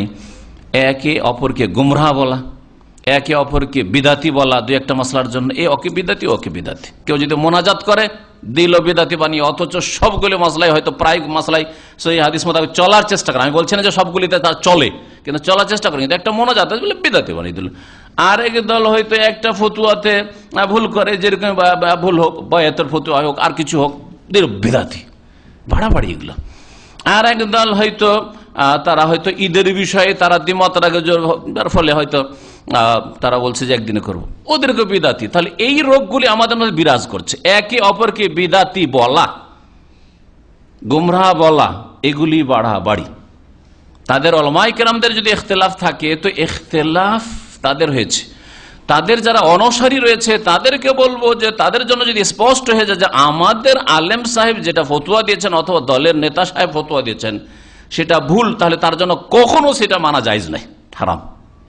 এটাই যদি মানা জায়েজ হয়, এদের চেয়ে অনেক বড় বড় আলেমরা ছিলেন, ইমামরা ছিলেন, ইমাম আবু হানিফা, শাফি, মালিক, আহমদ, আর তাদের চাইতে অনেক বড় ছিলেন, আর অনেক ঘনিষ্ঠ ছিলেন রাসূলুল্লাহ সাল্লাল্লাহু আলাইহি ওয়াসাল্লামের সাথে আবু বকর, ওমর, উসমান, আলী, তাই না? তো তাদের যে কিছু কিছু ভুলগুলি দেখা গেছে তাদের ওই মাসলা না জানার কারণে, তাহলে সেখানে কি তাদের অন্ধ অনুসরণ করতে হবে? আগুন দিয়ে কি কোনো মানুষকে শাস্তি দেওয়া যাবে? যদিও সে হত্যাযোগ্য হয়, দেওয়া যাবে কি? কিন্তু আলী রাদিয়াল্লাহু আনহু মাসলা জানা করেছেন না করেন নাই? হজে তামাত্তু করতে নিষেধ করতেন উসমান রাদিয়াল্লাহু তাআলা আনহু। ওমর কেন? তার সেটা ইজতিহাদ ছিল, কিন্তু তাই বলে কি সেটাই মানতে হবে আপনাকে? তাহলে তাদেরকে যদি অন্ধ অনুসরণ না করা যায়, কিন্তু বলবেন জানা এটা ফতোয়া দিয়েছে, বা হজের মৌসুমে মিনাতে নামাজ, পুরা নামাজ পড়েছেন, কসর করেন নাই, ওসমান রাদিয়াল্লাহু তাআলা বলবেন বিদাতি বা বিদাত করেছে। 2 খুতবা চালু করেছেন জুমার দিন, ওসমান রাদিয়াল্লাহু তাআলা বিদাতি না বিদাত করেছেন। এইগুলি হচ্ছে বাড়াবাড়ি। এই বাড়াবাড়িগুলি আমাদের মধ্যে কিছু রয়েছে। এই বাড়াবাড়িগুলি থেকে মুক্ত হওয়ার জন্য আরো বেশি এলমের প্রয়োজন রয়েছে, আর বড়দের মুখ খোলার প্রয়োজন রয়েছে, ছোটরা নাই। আর যাদেরকে বড় মনে করছি তারাও যদি এরকম বিভ্রান্তির শিকার হয়, বাড়াবাড়ি করে, তো তারাও বড় নয়, মনে রাখবেন। যেসব বাড়াবাড়ি আমাদের মুসলিম সমাজে রয়েছে, তার মধ্যে একটা হচ্ছে যে মুসলিমদের মসজিদে নামাজ পড়াকে জায়েজ মনে করে না, অথচ তারা বড় শিরকে লিপ্ত নয়, কবর মাজার পূজায় লিপ্ত নয়, তারা কাদিয়ানী নয়, যে রসুলকে মানে না, হয়তো তাদের মযহাবের অনুসরণ করে না, কোরআন হাদিসের অনুসরণ করে না, ওদের মসজিদে নামাজ পড়া যাবে না। অথবা কিছু বিদাত রয়েছে, কিন্তু সেই বিদাতগুলি কুফর পর্যন্ত পৌঁছায় না, সেগুলি বিদাত পর্যন্ত পৌঁছায়, তাদের মসজিদ না, ওদের মসজিদে কখনো নামাজ পড়া যাবে না, ঘরে নামাজ পড়ে। অথবা ইমাম সাহেবের মধ্যে কিছু পাপ রয়েছে, সেই জন্য ওর পিছনে নামাজ পড়বেন না, বড় শিরক পর্যন্ত পৌঁছায় না, নামাজ পড়বেন না। এইরকম একটা দল যেমন জামাতুল মুসলিমিন, প্রত্যেককে জিজ্ঞেস করবে, কারো বাড়ি গেলে জিজ্ঞেস করবে যে আপনার রুজি রোজগার কি, ইনকাম সোর্স কি, তারপরে খাবে। এই মুরগিটা কিনেছেন অথবা এই যে খাসির গোস্তটা কিনেছেন, তো এটা হালাল পয়সা দিয়ে না হারাম পয়সা দিয়ে? আবার হালাল পয়সা দিয়ে কিনলেন তো কোথা থেকে, নিজে জবাই করেছেন না অন্য কেউ জবাই করেছে? বলছে অন্য জবাই করেছে। কে বলছে? কসাই খানা। তো ও কসাই লোকটি নামাজ পড়ে না পড়ে না? আরে তো বাড়াবাড়ি। বলু না তাকলু ফি দীনিকুম, ধর্মের নামে বাড়াবাড়ি করিও না, ধর্মের নামে বাড়াবাড়ি করিও না। বেনামাজির সাথে আত্মীয়তা করবেন না, এটা বাড়াবাড়ি নয়। শিরকি আকীদা রাখে তার সাথে আত্মীয়তা, মেয়ে দিবেন না, বোন দেবেন না, এটা বাড়াবাড়ি নয়। আবার এগুলোকে অনেক বাড়াবাড়ি করে হতে। এই জন্য বলছি যে আপনার মেজাজের উপরে ছেড়ে দেওয়া হয়নি, আপনার রুচির উপরে ছেড়ে দেওয়া হয়নি। চাকরি ভালো আছে, ইনকাম সোর্স ভালো আছে, যথেষ্ট ইনকাম করে, বা বড় পয়সাওয়ালার ছেলে, সেজন্য শিরকি আকীদা রাখলো, মেয়ে দিয়ে দাও। আর বেনামাজি হইলো, ওই যা দেখার বিষয় নয়, ওর পরে ঠিক হয়ে যাবে। আরে পরে ঠিক হয়ে যাবে তো গরিবকে পয়সা দাও, পরে ঠিক হয়ে যাবে তার অবস্থাটা। ওই ক্ষেত্রে কেন করো না? একটা গরিবকে মেয়ে দিতে গিয়ে বোন দিতে, আরে গরিব কি করে খাওয়াবে? কেন? একটা গুমরাহ যদি পরে ঠিক হওয়ার সম্ভাবনা থাকে, একটা গরিব পরে ধনী হওয়ার সম্ভাবনা নেই? ওর চাইতে বেশি আছে। আল্লাহ তো সূরা নূরে বলছেন, ইয়াকুনু ফুকারা ইউগনিহিমুল্লাহু মিন ফাদলি, যারা বিবাহ করতে চাইছে ছেলেরা, ওরা যদি গরিব অভাবী থাকে, আল্লাহ পাক তার অনুগ্রহে তাদেরকে সচ্ছল করে দেবেন, অভাব মুক্ত করে দেবেন। আল্লাহ তো বলছেন যে বিয়ে করলে মানুষ সচ্ছল হয়, তো কেন গরিবকে মেয়ে দিতে চাও না? কিন্তু আবার শিরকারী বিদাতিকে আর বেনামাজিকে মেয়ে দিতেছ। হ্যাঁ হ্যাঁ, আল্লাহ হেদায়েত করে, দোয়া করছি, আর ওকে ইসলামের দাওয়াত দিচ্ছি, হেদায়েত হয়ে যাবে। এভাবে করা যায় না? কখনো না। দুটো জিনিস মনে রাখবে, দুনিয়ার ক্ষেত্রে আমরা আস্থা করতে পারি না আল্লাহর উপর, যে আল্লাহ ভরসা, গরিব হইলো ছেলেটা ভালো, আখলাক চরিত্র ভালো, আর শিক্ষা ভালো, একে মেয়ে দিয়ে দিই, আল্লাহ ভরসা, আল্লাহ পাক রুজিতে বরকত দেবে। এই ক্ষেত্রে আল্লাহর ভরসা করতে পারি না। কিন্তু ওই ক্ষেত্রে আবার বেনামাজি শিরক বিদাত করে, শিরকি আকীদা রাখে, আর সেই ক্ষেত্রে আল্লাহ হেদায়েতের মালিক, আল্লাহ হেদায়েত করে দেবেন। এই ক্ষেত্রে আবার কত তাওয়াক্কুল। কারণ আসল বিষয় হচ্ছে পেটের বিষয়, আপনার মেয়ের পেটটা ভরবে কিনা, ভালো খাওয়াইতে পারবে কিনা জামাই, এটা হলো আসল বিষয়। আর নামাজ পড়বে কি পড়বে না, ওইটা মাথার ব্যথা নয়। আর শিরকি আকীদা থেকে তওবা করবে কি করবে না, ওইটা আপনার মাথার বিষয় নয়, পেরেশানির বিষয় না আপনার। আল্লাহ পাক রব্বুল আলামিন যেন আমাদের বুঝার তৌফিক দান করেন। বাড়াবাড়ির এই যে বললাম যে নামাজ পড়তে চায় না মুসলিমদের মসজিদে, একজন মক্কা থেকে টেলিফোন করেছে কয়েক বছর আগে। তো মাঝে মাঝে জিজ্ঞেস করে, আর ওর এক সঙ্গী তারপরে কয়েকদিন পর টেলিফোন করছে, অমুক আপনার সাথে টেলিফোন করে। হ্যাঁ, মাঝে মাঝে জিজ্ঞেস করে, বলছি ও হারামে নামাজ পড়ে না, মক্কায় থাকে হারামে নামাজ পড়ে না। ওকে সহি আকীদা বলেন তো দেখি, মানে রফে দেন আর আমিন জোরে বলা আর সহি নামাজটা পড়া আর ইমামের পেছনে সূরা ফাতিহা পড়া, এতেই সহি আকীদা হয়ে গেল। আর আল্লাহ আরশে আজিম আছেন, এই কয়েকটা আকীদা থাকলে সহি আকীদা হয়ে গেল। আর মসজিদুল হারামে নামাজ পড়ে কেন? বলছে এইখানে সুন্নতি নামাজ হয় না, তাড়াতাড়ি নামাজ হচ্ছে, সুন্নতি নামাজ হয় না। লা হাওলা ওয়ালা কুওয়াতা ইল্লা বিল্লাহ। বাড়াবাড়ি গোমরা। এইরকম শ্রেণীর লোকেরা ধীরে ধীরে খারিজি হয়। আলী রাদিয়াল্লাহু তাআলার বিরুদ্ধে বেরিয়েছে এরা, এদের পূর্বপুরুষরাই। ধর্মের নামে বাড়াবাড়ির আর একটি ধরন হচ্ছে মুসলিমদের বিরুদ্ধে অস্ত্র ধারণ করা, মুসলিমকে খুন করা, যেভাবে হোক না কেন। যাদের কাছে ক্ষমতা আছে তারা জনসাধারণকে খুন করে, আর জনসাধারণ যারা নেতৃত্ব আছে, মারো এদেরকে, মারলেই ঠিক হবে। এটা হচ্ছে বাড়াবাড়ি। এরই অন্তর্ভুক্ত হচ্ছে যে ঠিক আছে, সে এমন অপরাধ করেছে যে তার শাস্তি শরীয়তের বিধানে মৃত্যুদণ্ড, কিন্তু তার বাস্তবায়ন করার ক্ষমতা কাকে আল্লাহ দিয়েছেন? সরকারকে দিয়েছেন, প্রশাসনকে, নেতাকে দিয়েছেন, দেশের নেতাকে দিয়েছেন। আর আপনি বলছেন আমি করে দেবো। এটা বাড়াবাড়ি। আমরাই মেরে দেবো এই মুরতাদকে, আমরাই দাজ্জালকে মেরে দেবো, এটা বাড়াবাড়ি। এই বাড়াবাড়ি ইসলাম সমর্থন করে না, এই বাড়াবাড়ি আহলে সুন্নাত ওয়াল জামাত সমর্থন করে, এই বাড়াবাড়ি আহলে হাদিস সমর্থন করে না। সত্যিকার যদি আহলে হাদিস হয়, কোরআন হাদিসের অনুসারী হয়, কখনো সমর্থন করে না। এই বাড়াবাড়ি ইসলামে নেই। আল্লাহ পাক বলছেন, ওমান কুতিলা মাজলুমান ফাকাদ জাআলনা লিওয়ালিহি সুলতানা, কাউকে যদি জুলম করে হত্যা করা হয়, নিহত করা হয়, ফাকাদ জাআলনা লিওয়ালিহি, তার যে অভিভাবক রয়েছে, এখন যদি মার্ডারের কেস হয় তাহলে অভিভাবক একটা হচ্ছে বাড়ির অভিভাবক আছে, আর একটা হচ্ছে সরকার অভিভাবক, ওলি সুলতান, তাকে আমি ক্ষমতা দিয়েছি ফিল কাতলে, এই হত্যার প্রতিশোধ নেওয়ার জন্য। ফাকাদ জাআলনা ওয়ালিহি সুলতানা ফালা ইউসরিফ ফিল কাতল, সুতরাং এই হত্যার শাস্তি বাস্তবায়নের ক্ষেত্রে বাড়াবাড়ি যেন না করে। এখন যারা মানব রচিত বিধানে বিশ্বাসী বলবে যে না, কেসাস হচ্ছে বাড়াবাড়ি, তাহলে কুফরি কথা না? 5 বছর জেল দেবো এটাই ঠিক, হ্যাঁ, আর রিমান্ডে নেবো এইটাই ঠিক না? বাড়াবাড়ি, এটাও বাড়াবাড়ি। যেমন কারো নিজের আইন হাতে নিয়ে নিজেই খুন করে দেওয়া সরকারকে বাদ দিয়ে, এটা বাড়াবাড়ি। ঠিকই তেমনি আল্লাহর বিধানকে উপেক্ষা করে পিছনে ফেলে দিয়ে না না না খুনের বদল খুন নাই, জেল টেল দিয়ে আর কিছু শাস্তি দিয়ে আর তারপরে জামানতে ছেড়ে দেয়, বাড়াবাড়ি। দুটোই বাড়াবাড়ি, বর্জনীয়, দুটোই হারাম। অমুসলিম যদি হয় আর তারা আমাদের বিরুদ্ধে অস্ত্র ধারণ করেনি, আমাদের সাথে শান্তিতে বসবাস করতে চাই নিজের দেশে অথবা অন্য দেশে, পাশাপাশি প্রতিবেশী অথবা দুনিয়ায় কোথাও, তারা আমাদের সাথে ঠিক ভালোভাবে, ওরাও চায় যে সুখে থাক, আমরাও সুখে থাক, আমাদের ক্ষতি করার জন্য তারা ষড়যন্ত্র করে না, আমাদেরকে মেরে দিতে চায় না, তাহলে তাদের বিরুদ্ধে অস্ত্র ধারণ করা জায়েজ নয়। আর গোলযোগ সৃষ্টি করা দেশে অথবা আল্লাহর জমিনে জায়েজ নয়। এগুলো হচ্ছে বাড়াবাড়ি। বাড়াবাড়ি হচ্ছে কোরআন এবং হাদিসের দলিলের অপব্যাখ্যা করার ক্ষেত্রে বাড়াবাড়ি।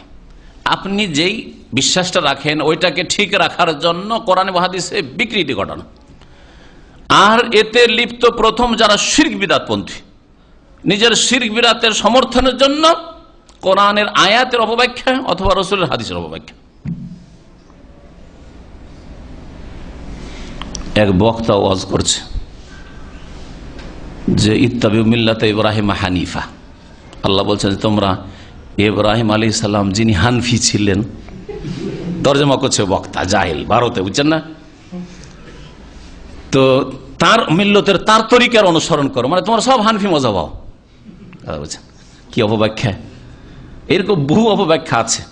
ওয়াসআল মান আরসালনা ক্বাবলাক মিন রাসূলিনা, তোমার পূর্বে হে নবী, তোমার পূর্বে যে সব নবীদেরকে পাঠিয়েছে, রাসূলকে পাঠিয়েছে, ওদেরকে জিজ্ঞেস করো, সহিহ তাফসীর জিজ্ঞেস করো যে আল্লাহ ছাড়া কি আর কোন ইলাহ আছে? তারপর আল্লাহ বলছেন ওয়াহদানিয়তের কথা, তাওহীদের কথা, আর কি বলছে এর অর্থ করে কবর মাজার পূজা সাব্যস্ত করছে। ওয়াসআল, তুমি চাও, যাচ্ছা করো। তোমার আগে যে রাসূলদেরকে পাঠিয়েছে ওদের কাছে তুমি চাও যে বাবা গো মদত করো, নূহ আলাইহিস সালাম তুমি মদত করো, ইব্রাহিম তুমি মদত করো। দেখলেন অপব্যাখ্যা? এগুলো বেরলবিরা করে, রেজবিরা করে, কবরপন্থী মাজারপন্থীরা করে, আটরশিরা করে এরা। এগুলি হচ্ছে বিদআতি এবং শিরকপন্থীদের কি অপব্যাখ্যা।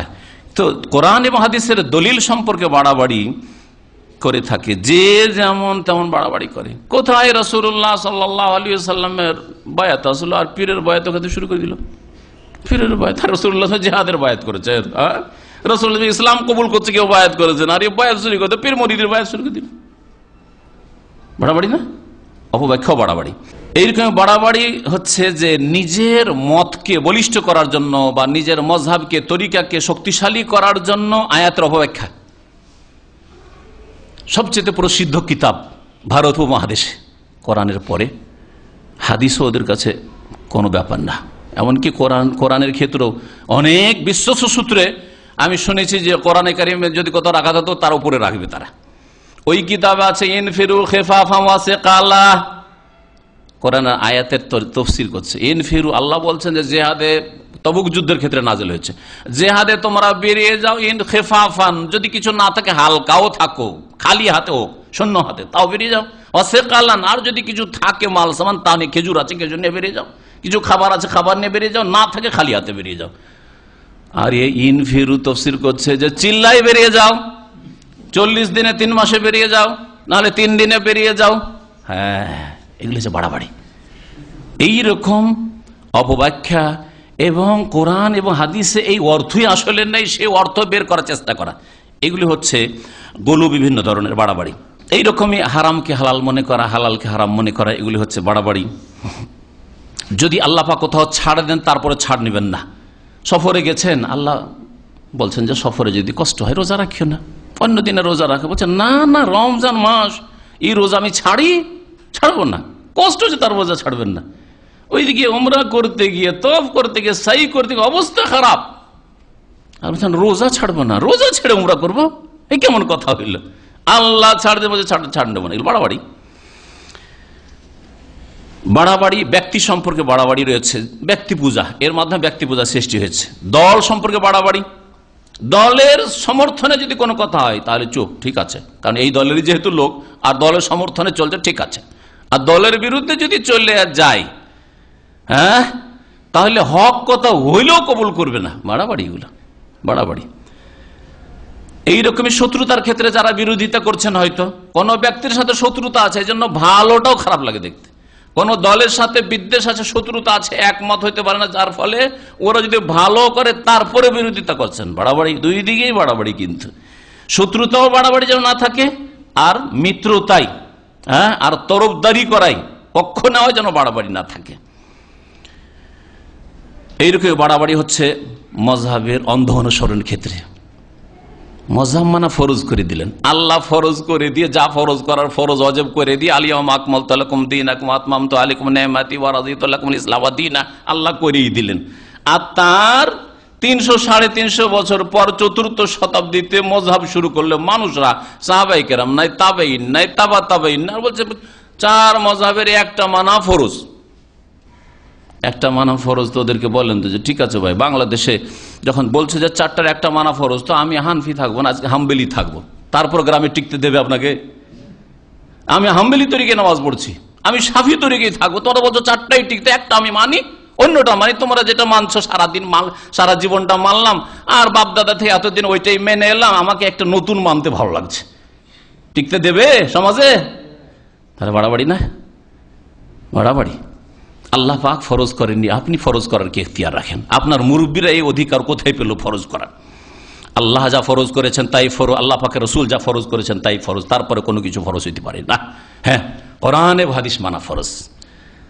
4 জন আইম্মা শুধু না, সমস্ত আইম্মায়ে কেরাম যারা হক, সমস্ত আইম্মা কেরাম, তাদেরকে শ্রদ্ধা করা ফরজ। শ্রদ্ধা করা মানে অন্ধ অনুসরণ করা না, শ্রদ্ধা করা ফরজ। কিন্তু তাদের যে উদ্দেশ্য ছিল দিন ইসলামের খেদমত করা, আমিও দিন ইসলামের খেদমত করব যতটুকু আমাকে তৌফিক দিয়েছেন। আর যদি আমার সামনে স্পষ্ট হয়ে যায় যে রাসূলুল্লাহ সাল্লাল্লাহু আলাইহি ওয়াসাল্লামের সুন্নতটা হানাফি মযহাবে এখানে নেই, ওইটা শাফি মযহাবে আছে, ওইটা মালিকি হাম্বলি মযহাব, ওইটাই গ্রহণ করব, কারণ তাদের উদ্দেশ্য সেটাই ছিল। আমার জন্য যদি স্পষ্ট, জন্মসূত্রে আমি হাম্বলি, কিন্তু আমার জন্য যদি স্পষ্ট হয়ে যায় যে এই মাসলায় ইমাম আবু হানিফার ফতোয়াটাই মজবুত, তাহলে সেটা মানা আমার জন্য ফরজ।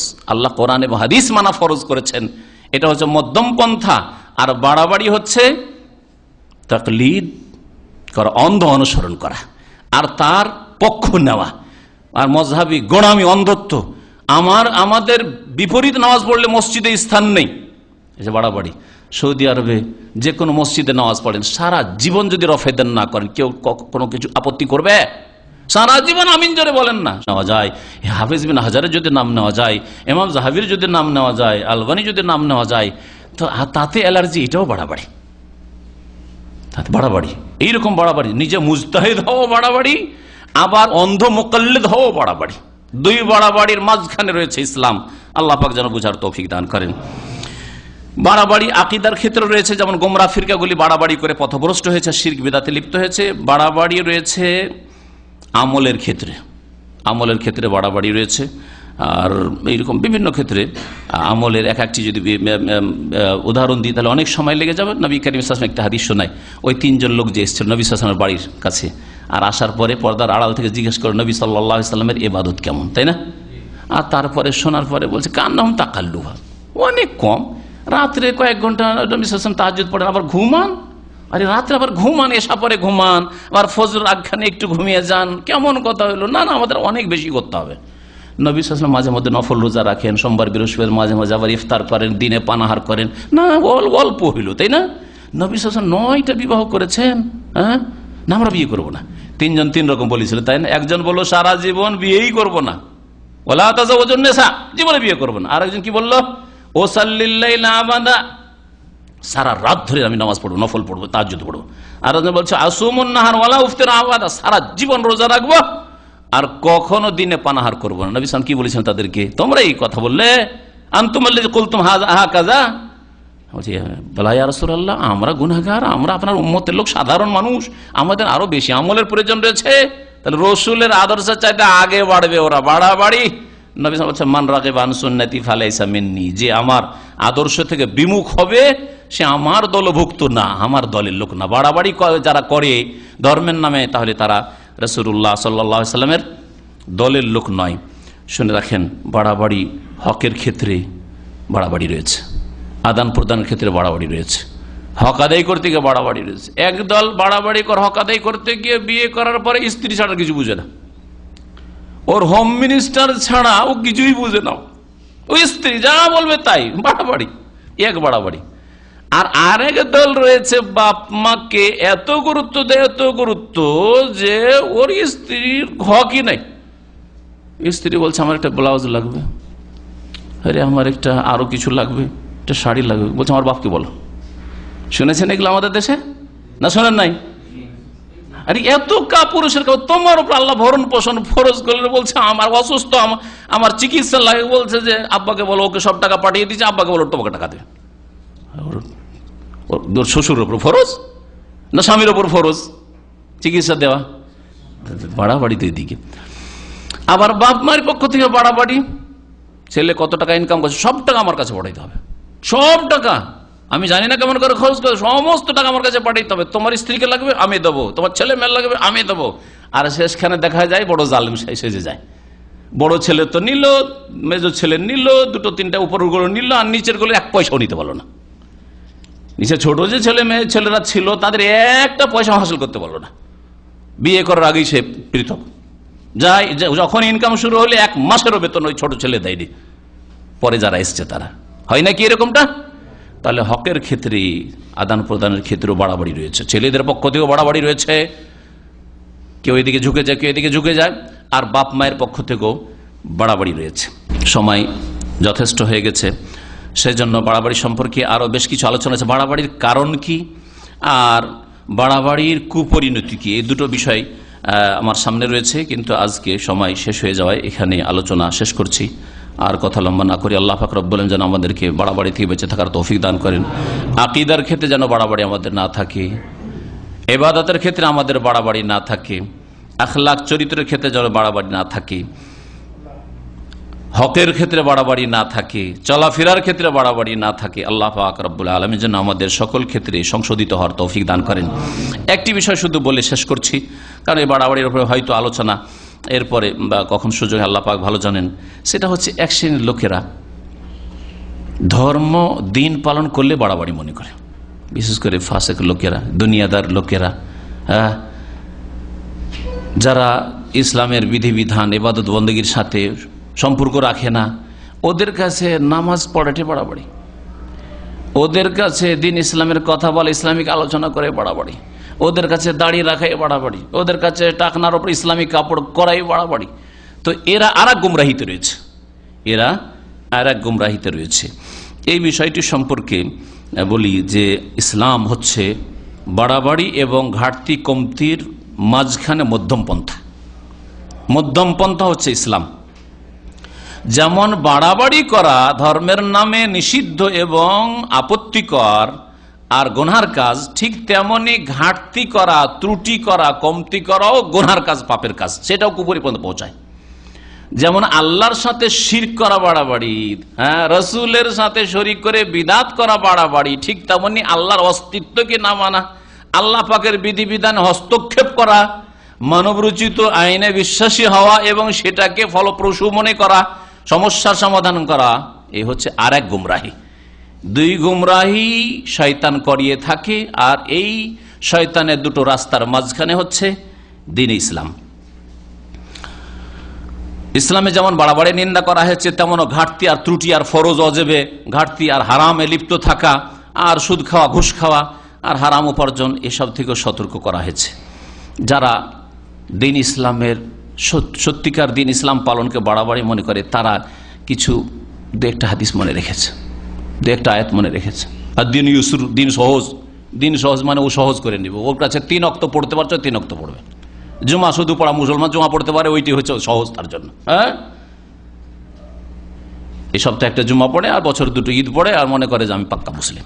আর পয়সা আছে যথেষ্ট, নামাজ পড়ে না, পয়সা যথেষ্ট, প্রতি বছর হজে আসে। এবার দেখলাম যে বড় বড় পুঁজিপতিরা আর বড় নেতৃস্থানীয় ব্যক্তিরা প্রতি বছর হজে আসে, নামাজের খোঁজ খবরই নেই। এসে 10 তারিখের পরে যে 11 তারিখের রাতটা মেনায় থাকা ওয়াজিব, এলোই না, 12তে এলো না, এলোই না। লা হাওলা ওয়ালা কুওয়াতা ইল্লা বিল্লাহ। আবার এই কিসের হজ? খেলতামাশা, খেলা করতে এসছে এরা। এইরকম হজ আল্লাহ চান না। জি, এদেরকে যদি বলেন যে নবী সাল্লাল্লাহু আলাইহি ওয়াসাল্লাম বলেছেন খুযু আন্নী মানাসিকাকুম, আমার তরিকায় তোমরা হজ করো, আমার কাছ থেকে হজের বিধিবিধান হচ্ছে, এটাও বাড়াবাড়ি। যদি বলেন যে রসুলের তরিকায় হজ করতে হবে, তো বাড়াবাড়ি। মানে ওকে যেটা সুবিধা লাগে, 5 স্টার হোটেলে ঘুমিয়ে ঘুমিয়ে হজ করতে খুব মজা লাগে, পার আসবে না, মেনে আসবে না, যা এসেছে আরাফার দিন এসছে, ব্যাস। তো এইরকম শ্রেণীর লোকেরা বড় গুমরাহ। ওরা মনে করে কি যে দিনকে যদি মজবুত করে কেউ ধরে তাহলে সে বাড়াবাড়ি করল, মৌলবাদ এটা। আর এগুলো হচ্ছে কি, এরা হচ্ছে কট্টরপন্থী, এরা হচ্ছে চরমপন্থী ইত্যাদি এসব নাম তাদের পূর্বপুরুষরা আবিষ্কার করে দিয়েছে, ইহুদি খ্রিস্টান আবিষ্কার করে দিয়েছে। মৌলবাদী, কট্টরপন্থী, চরমপন্থী, হ্যাঁ, আরো কি এই নামগুলি আর কি। নামাজ পড়ার কথা যদি বলা হয় তাহলে ওইটা তার ব্যক্তি বিষয়, তার ব্যক্তি জীবনের বিষয়, আপনি কেন তাকে বলতে যাবেন? হ্যাঁ, নাহলে বাড়াবাড়ি হয়ে যাবে। তারপরে যদি তাদেরকে বলেন যে ইসলামী শাসন ব্যবস্থা কায়েম করো, বাড়াবাড়ি এটা। আর ইসলামী শাসন আল্লাহ পাক তোমাদেরকে খেলাফত দিয়েছেন, তোমাদেরকে নেতৃত্ব দিয়েছে, ইসলাম আইনের বাস্তবায়ন করো, এতে বাড়াবাড়ি আবার কিসের আছে? বাড়াবাড়ি এটা যদি তোমাদের ক্ষয়ক্ষতি করার চেষ্টা করা হইতো, তোমাদের বিরুদ্ধে ষড়যন্ত্র হইতো, তাহলে বাড়াবাড়ি হইতো। কিন্তু যদি আল্লাহর হস্তে আল্লাহ পাক রব্বুল আলামিন এত বড় নিয়ামত খেলাফত দিয়েছেন, নেতৃত্ব দিয়েছেন, ক্ষমতা দিয়েছেন, সুতরাং আল্লাহ পাকের কাছে জবাবদেহি করতে হবে, তো এটা বাড়াবাড়ি নয়। এইরকমই মহিলাদের পর্দা যদি করতে বলা হয়, স্কুল কলেজ ইউনিভার্সিটিতে পর্দার ব্যবস্থা থাক, হ্যাঁ, মেয়েদের শিক্ষার আলাদা ব্যবস্থা থাক, মেডিকেল কলেজ শুধু মহিলাদের জন্য হোক, ছেলেদের জন্য আলাদা হোক, মহিলাদের জন্য শিক্ষার ব্যবস্থা আলাদা হোক, বাড়াবাড়ি, এটাও বাড়াবাড়ি। শয়তান এদের জন্য পাপের কাজগুলিকে আর ইসলাম ছাড়া মানব রচিত বিধানকে এমন করে সাজিয়ে সাজিয়ে পেশ করেছে যে দিন ইসলামের কথা বললেই তা বাড়াবাড়ি বলে। যদি বলেন যে এটা সুদ মুক্ত হইতে হবে, এটা হারাম, জুয়া হারাম, হ্যাঁ, LIC হারাম, ইন্স্যুরেন্স হারাম, বাড়াবাড়ি হয়ে গেল। ইন্স্যুরেন্স জুয়া, বাড়াবাড়ি হয়ে গেল। যদি বলেন যে সুদ আল্লাহ পাক রব্বুল আলামিন এবং রাসূলের যুদ্ধের ঘোষণা রয়েছে সুদের বিরুদ্ধে, সুদী সিস্টেমের বিরুদ্ধে, এটাও বাড়াবাড়ি হয়ে গেল।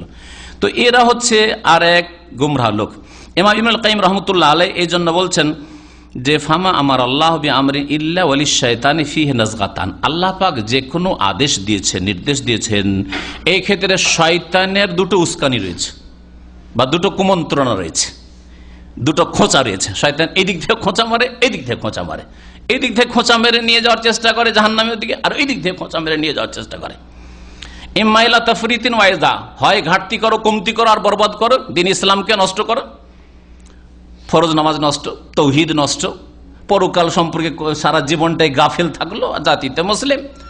ওয়াইম্মা এলা এফরাতিন অগুলু, অথবা বাড়াবাড়ি, ধর্মের নামে বাড়াবাড়ি করে এই দিক থেকে বাড়াবাড়ির খোঁচা মারে শয়তান, আর এই দিক থেকে ঘাটতি করো, কমতি করো, আর যতটা পারো পালন করো। মুসলিম তো আছে, বাপ মা মুসলিম, মুসলিম দেশে যখন বসবাস করি তা আবার ইসলামকে নিতে পারে, অথচ শয়তান তাদের ইসলামকে কেড়ে নিয়ে যাচ্ছে।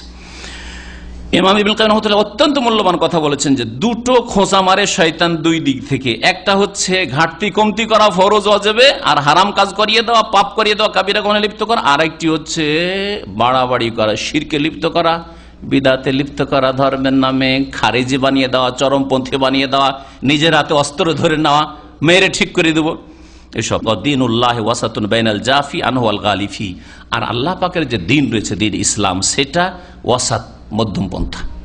যারা বাড়াবাড়ি করেছে তাদের মাঝখানে, আর যারা ঘাটতি করেছে তাদের মাঝখানে, দুই দিকে দুটো গুমরাহ দল চলছে, আর মাঝখানে উম্মতে মুসলিমা যারা কোরআন এবং হাদিসের অনুসরণ করার চেষ্টা করে তারা চলছে। কেমন? উনি একটা উদাহরণ দিয়েছেন, কালওয়াদি বাইনা জাবালাইন, যেমন কোন মাঠে যদি পাহাড় থাকে, দুই সারি পাহাড়, এইদিকেও পাহাড় ওইদিকে পাহাড়, আর মাঝখানে একটা উপত্যকা রয়েছে, নিচু স্থান রয়েছে, এদিকে পাহাড়ের উপর চলতে কষ্ট, এইদিকে পাহাড়ের উপর চলতে কষ্ট, আর পাহাড় পার করে যাওয়া কষ্ট, কিন্তু দুই পাহাড়ের মাঝখানে সুন্দর রাস্তা আছে, আপনি যান না গন্তব্য স্থান, আপনি চলতে থাকেন। দুই পাহাড়ের মাঝখানে লোকজন বাড়িঘর তৈরি করে বসবাস করছে। তো দিন ইসলাম হচ্ছে সেই উপত্যকার মতো, আর এই দুটো পাহাড় এগুলো হচ্ছে পাপের রাস্তা, হয় বাড়াবাড়ি করা আর না হয় ঘাটতি ত্রুটি করা। ওয়াল হুদা বাইনা দালালাতান, দুটো গুমরাহির মাঝখানে হচ্ছে হেদায়েত। যেমন দুই পাহাড়ের মাঝখানে উপত্যকা ওয়াদি থাকে, ঠিক তেমন দুই গুমরাহির মাঝখানে হচ্ছে হেদায়েত দ্বীনে ইসলাম। আল্লাহ পাক রব্বুল আলামিন যেন আমাদের সকলকে হেদায়েত দান করেন। আল্লাহ পাক রব্বুল আলামিন যেন সহি আকীদা আমাদেরকে দান করেন। আল্লাহ পাক যেন আমাদেরকে মজবুত ঈমান দান করেন। আল্লাহ পাক আমাদেরকে আখিরাতমুখী হওয়ার তৌফিক দান করেন। আল্লাহ পাক আমাদের দুনিয়ার সমস্ত ফিতনা থেকে বাঁচিয়ে রাখেন। আল্লাহ পাক রব্বুল আলামিন যেন মওতের পরের ফিতনা থেকে, কবরের ফিতনা থেকে আল্লাহ পাক যেন বাঁচিয়ে রাখেন। আল্লাহ পাক আমাদেরকে যেন সুস্থ রাখেন। আল্লাহ পাক রব্বুল সার্বিক যেন কল্যাণ আমাদের দান করেন।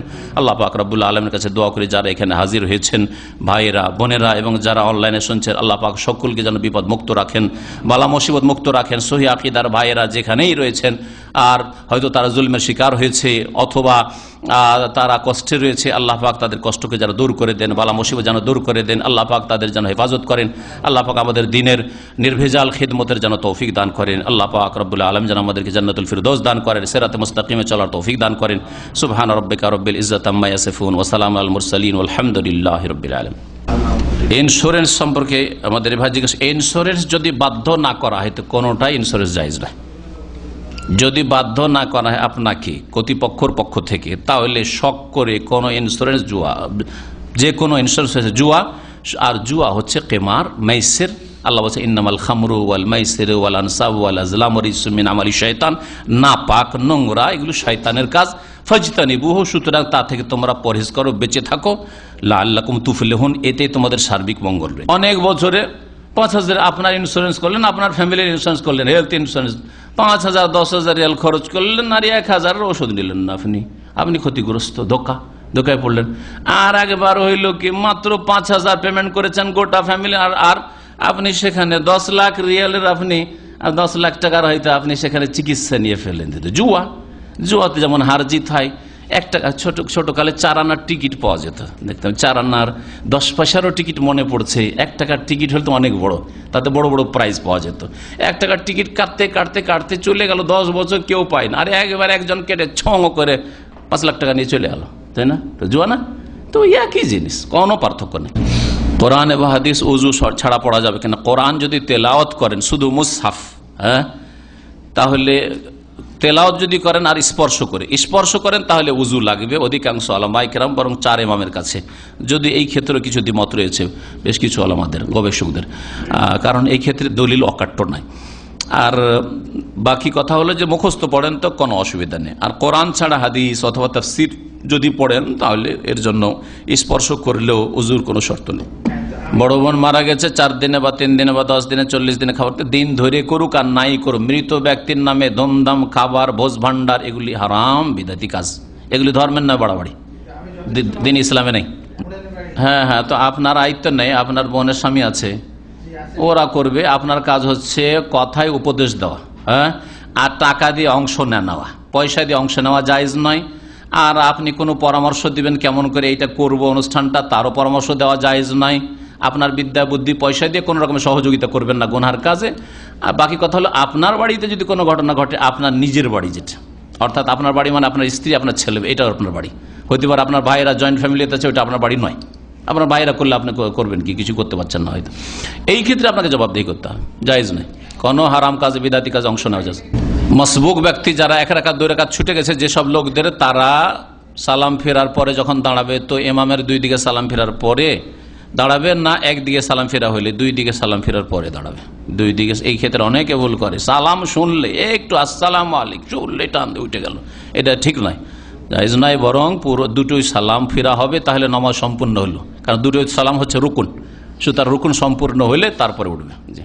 মোনাজাত ধরে, মোনাজাত মানে কি? মোনাজাত মানে যদি ফরজ নামাজের পরে সম্মিলিত দোয়া হয় তাহলে জায়েজ নয়, বিদআত। এটা বাড়াবাড়ি, ধর্মের নেই, আর বাড়িয়েছে লোক। একা মোনাজাত আমি করবি না, আপনি করেন না। মোনাজাত মানে আল্লাহর সাথে চুপি সারে কথা বলা, লুকিয়ে কথা বলো। তো রাতের অন্ধকারে, নির্জনে, লিফটে যখন যাচ্ছেন, আল্লাহ তুমি আমার গুনাহ খাতা মাফ করে, তো রাস্তায় যাচ্ছেন, মনে আল্লাহর কাছে দোয়া করছে, এটা মোনাজাত নাই। মোনাজাত মানে চুপি সারে লুকিয়ে আল্লাহর সাথে কথা বলা। তো লুকিয়ে আপনি আপনার কথা বলেন, আমি আমার কথা বলবো, এটা হচ্ছে মোনাজাত। এই মোনাজাত ইসলামে আছে, এই মোনাজাত ইসলামে আছে। আর সম্মিলিত মোনাজাত ইসলামে। সূরা ইয়াসিন তেলাওয়াতের ফজিলতের হাদিস সহিহ না, সব সূরা ইয়াসিন ফজরে তেলাওয়াত করলে রুজিতে বরকত হবে, সব জাল কথা। কোরআন শুধু তেলাওয়াতের জন্য, কোরআন তরজমা তাফসীর সহ পড়বেন, ইনশাআল্লাহ ইসলামী জীবন গড়লে, ইলম শিখলে, আমল করলে আল্লাহ পাক বরকত দেবেন, আল্লাহ পাক বরকত দেবেন। কিন্তু বরকত দেবেন মানে ধনী হয়ে যাবে কথা নাই। যেমন বেদাতীদের কথা হলো, যদি সূরা ওয়াকিয়ার তাবিজ বাড়িতে ঝুলিয়ে রাখে, অথবা সূরা ওয়াকিয়া প্রতিদিন রাত্রে যদি পড়ে, তাহলে আর গরিব থাকবে না। তাহলে যত বিদাত করে আমাদের দেশে একটাও গরিব থাকতো না, এত গরিব কেন? আর সৌদিরা একটাও কি আমল করে? সূরা ওয়াকিয়া রাত্রে পড়ে না, তারপর কুয়েতিরা তো পড়েই না, তারপর দুনিয়ার মধ্যে সবচেয়ে বড় ধনী কুয়েতিরা। কেউ যদি বলে বা মনে করে যে দাড়ির কারণে চাকরি হচ্ছে না, তাহলে তার ঈমানের ত্রুটি। আল্লাহ পাক তার রিজিক এখনো জুটায়নি, সেজন্য চাকরি হচ্ছে না। তার তাকদীর মানে আল্লাহ পাক তার জন্য সুপরিমিত করেছেন, নির্ণয় করেছেন, নির্ধারণ করেছেন, এখনো নির্ধারিত হয়নি। জি হ্যাঁ, কিন্তু এই জাহেল মূর্খ সেজন্য বলছে দাড়ির জন্য চাকরি হচ্ছে না।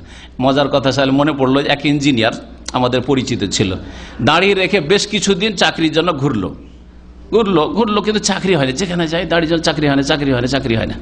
তারপরে দাড়ি কেটে নিল, দাড়ি মুন্ডে নেওয়ার পরে তারপরে চাকরি হয় না। তার ওর শ্বশুরের একটা টেকনিক্যাল কলেজ, প্রাইভেট আইটি ছিল, টেকনিক্যাল কলেজ ছিল, ওখানে রাখলো। তখন সবাই এলাকার লোক তাকে ঠাট্টা করার মজাক করা শুরু করলো যে এখন যে দাড়িটা কেটেছে তখন তোমার শ্বশুরের আইটিতে চাকরিটা হয়েছে।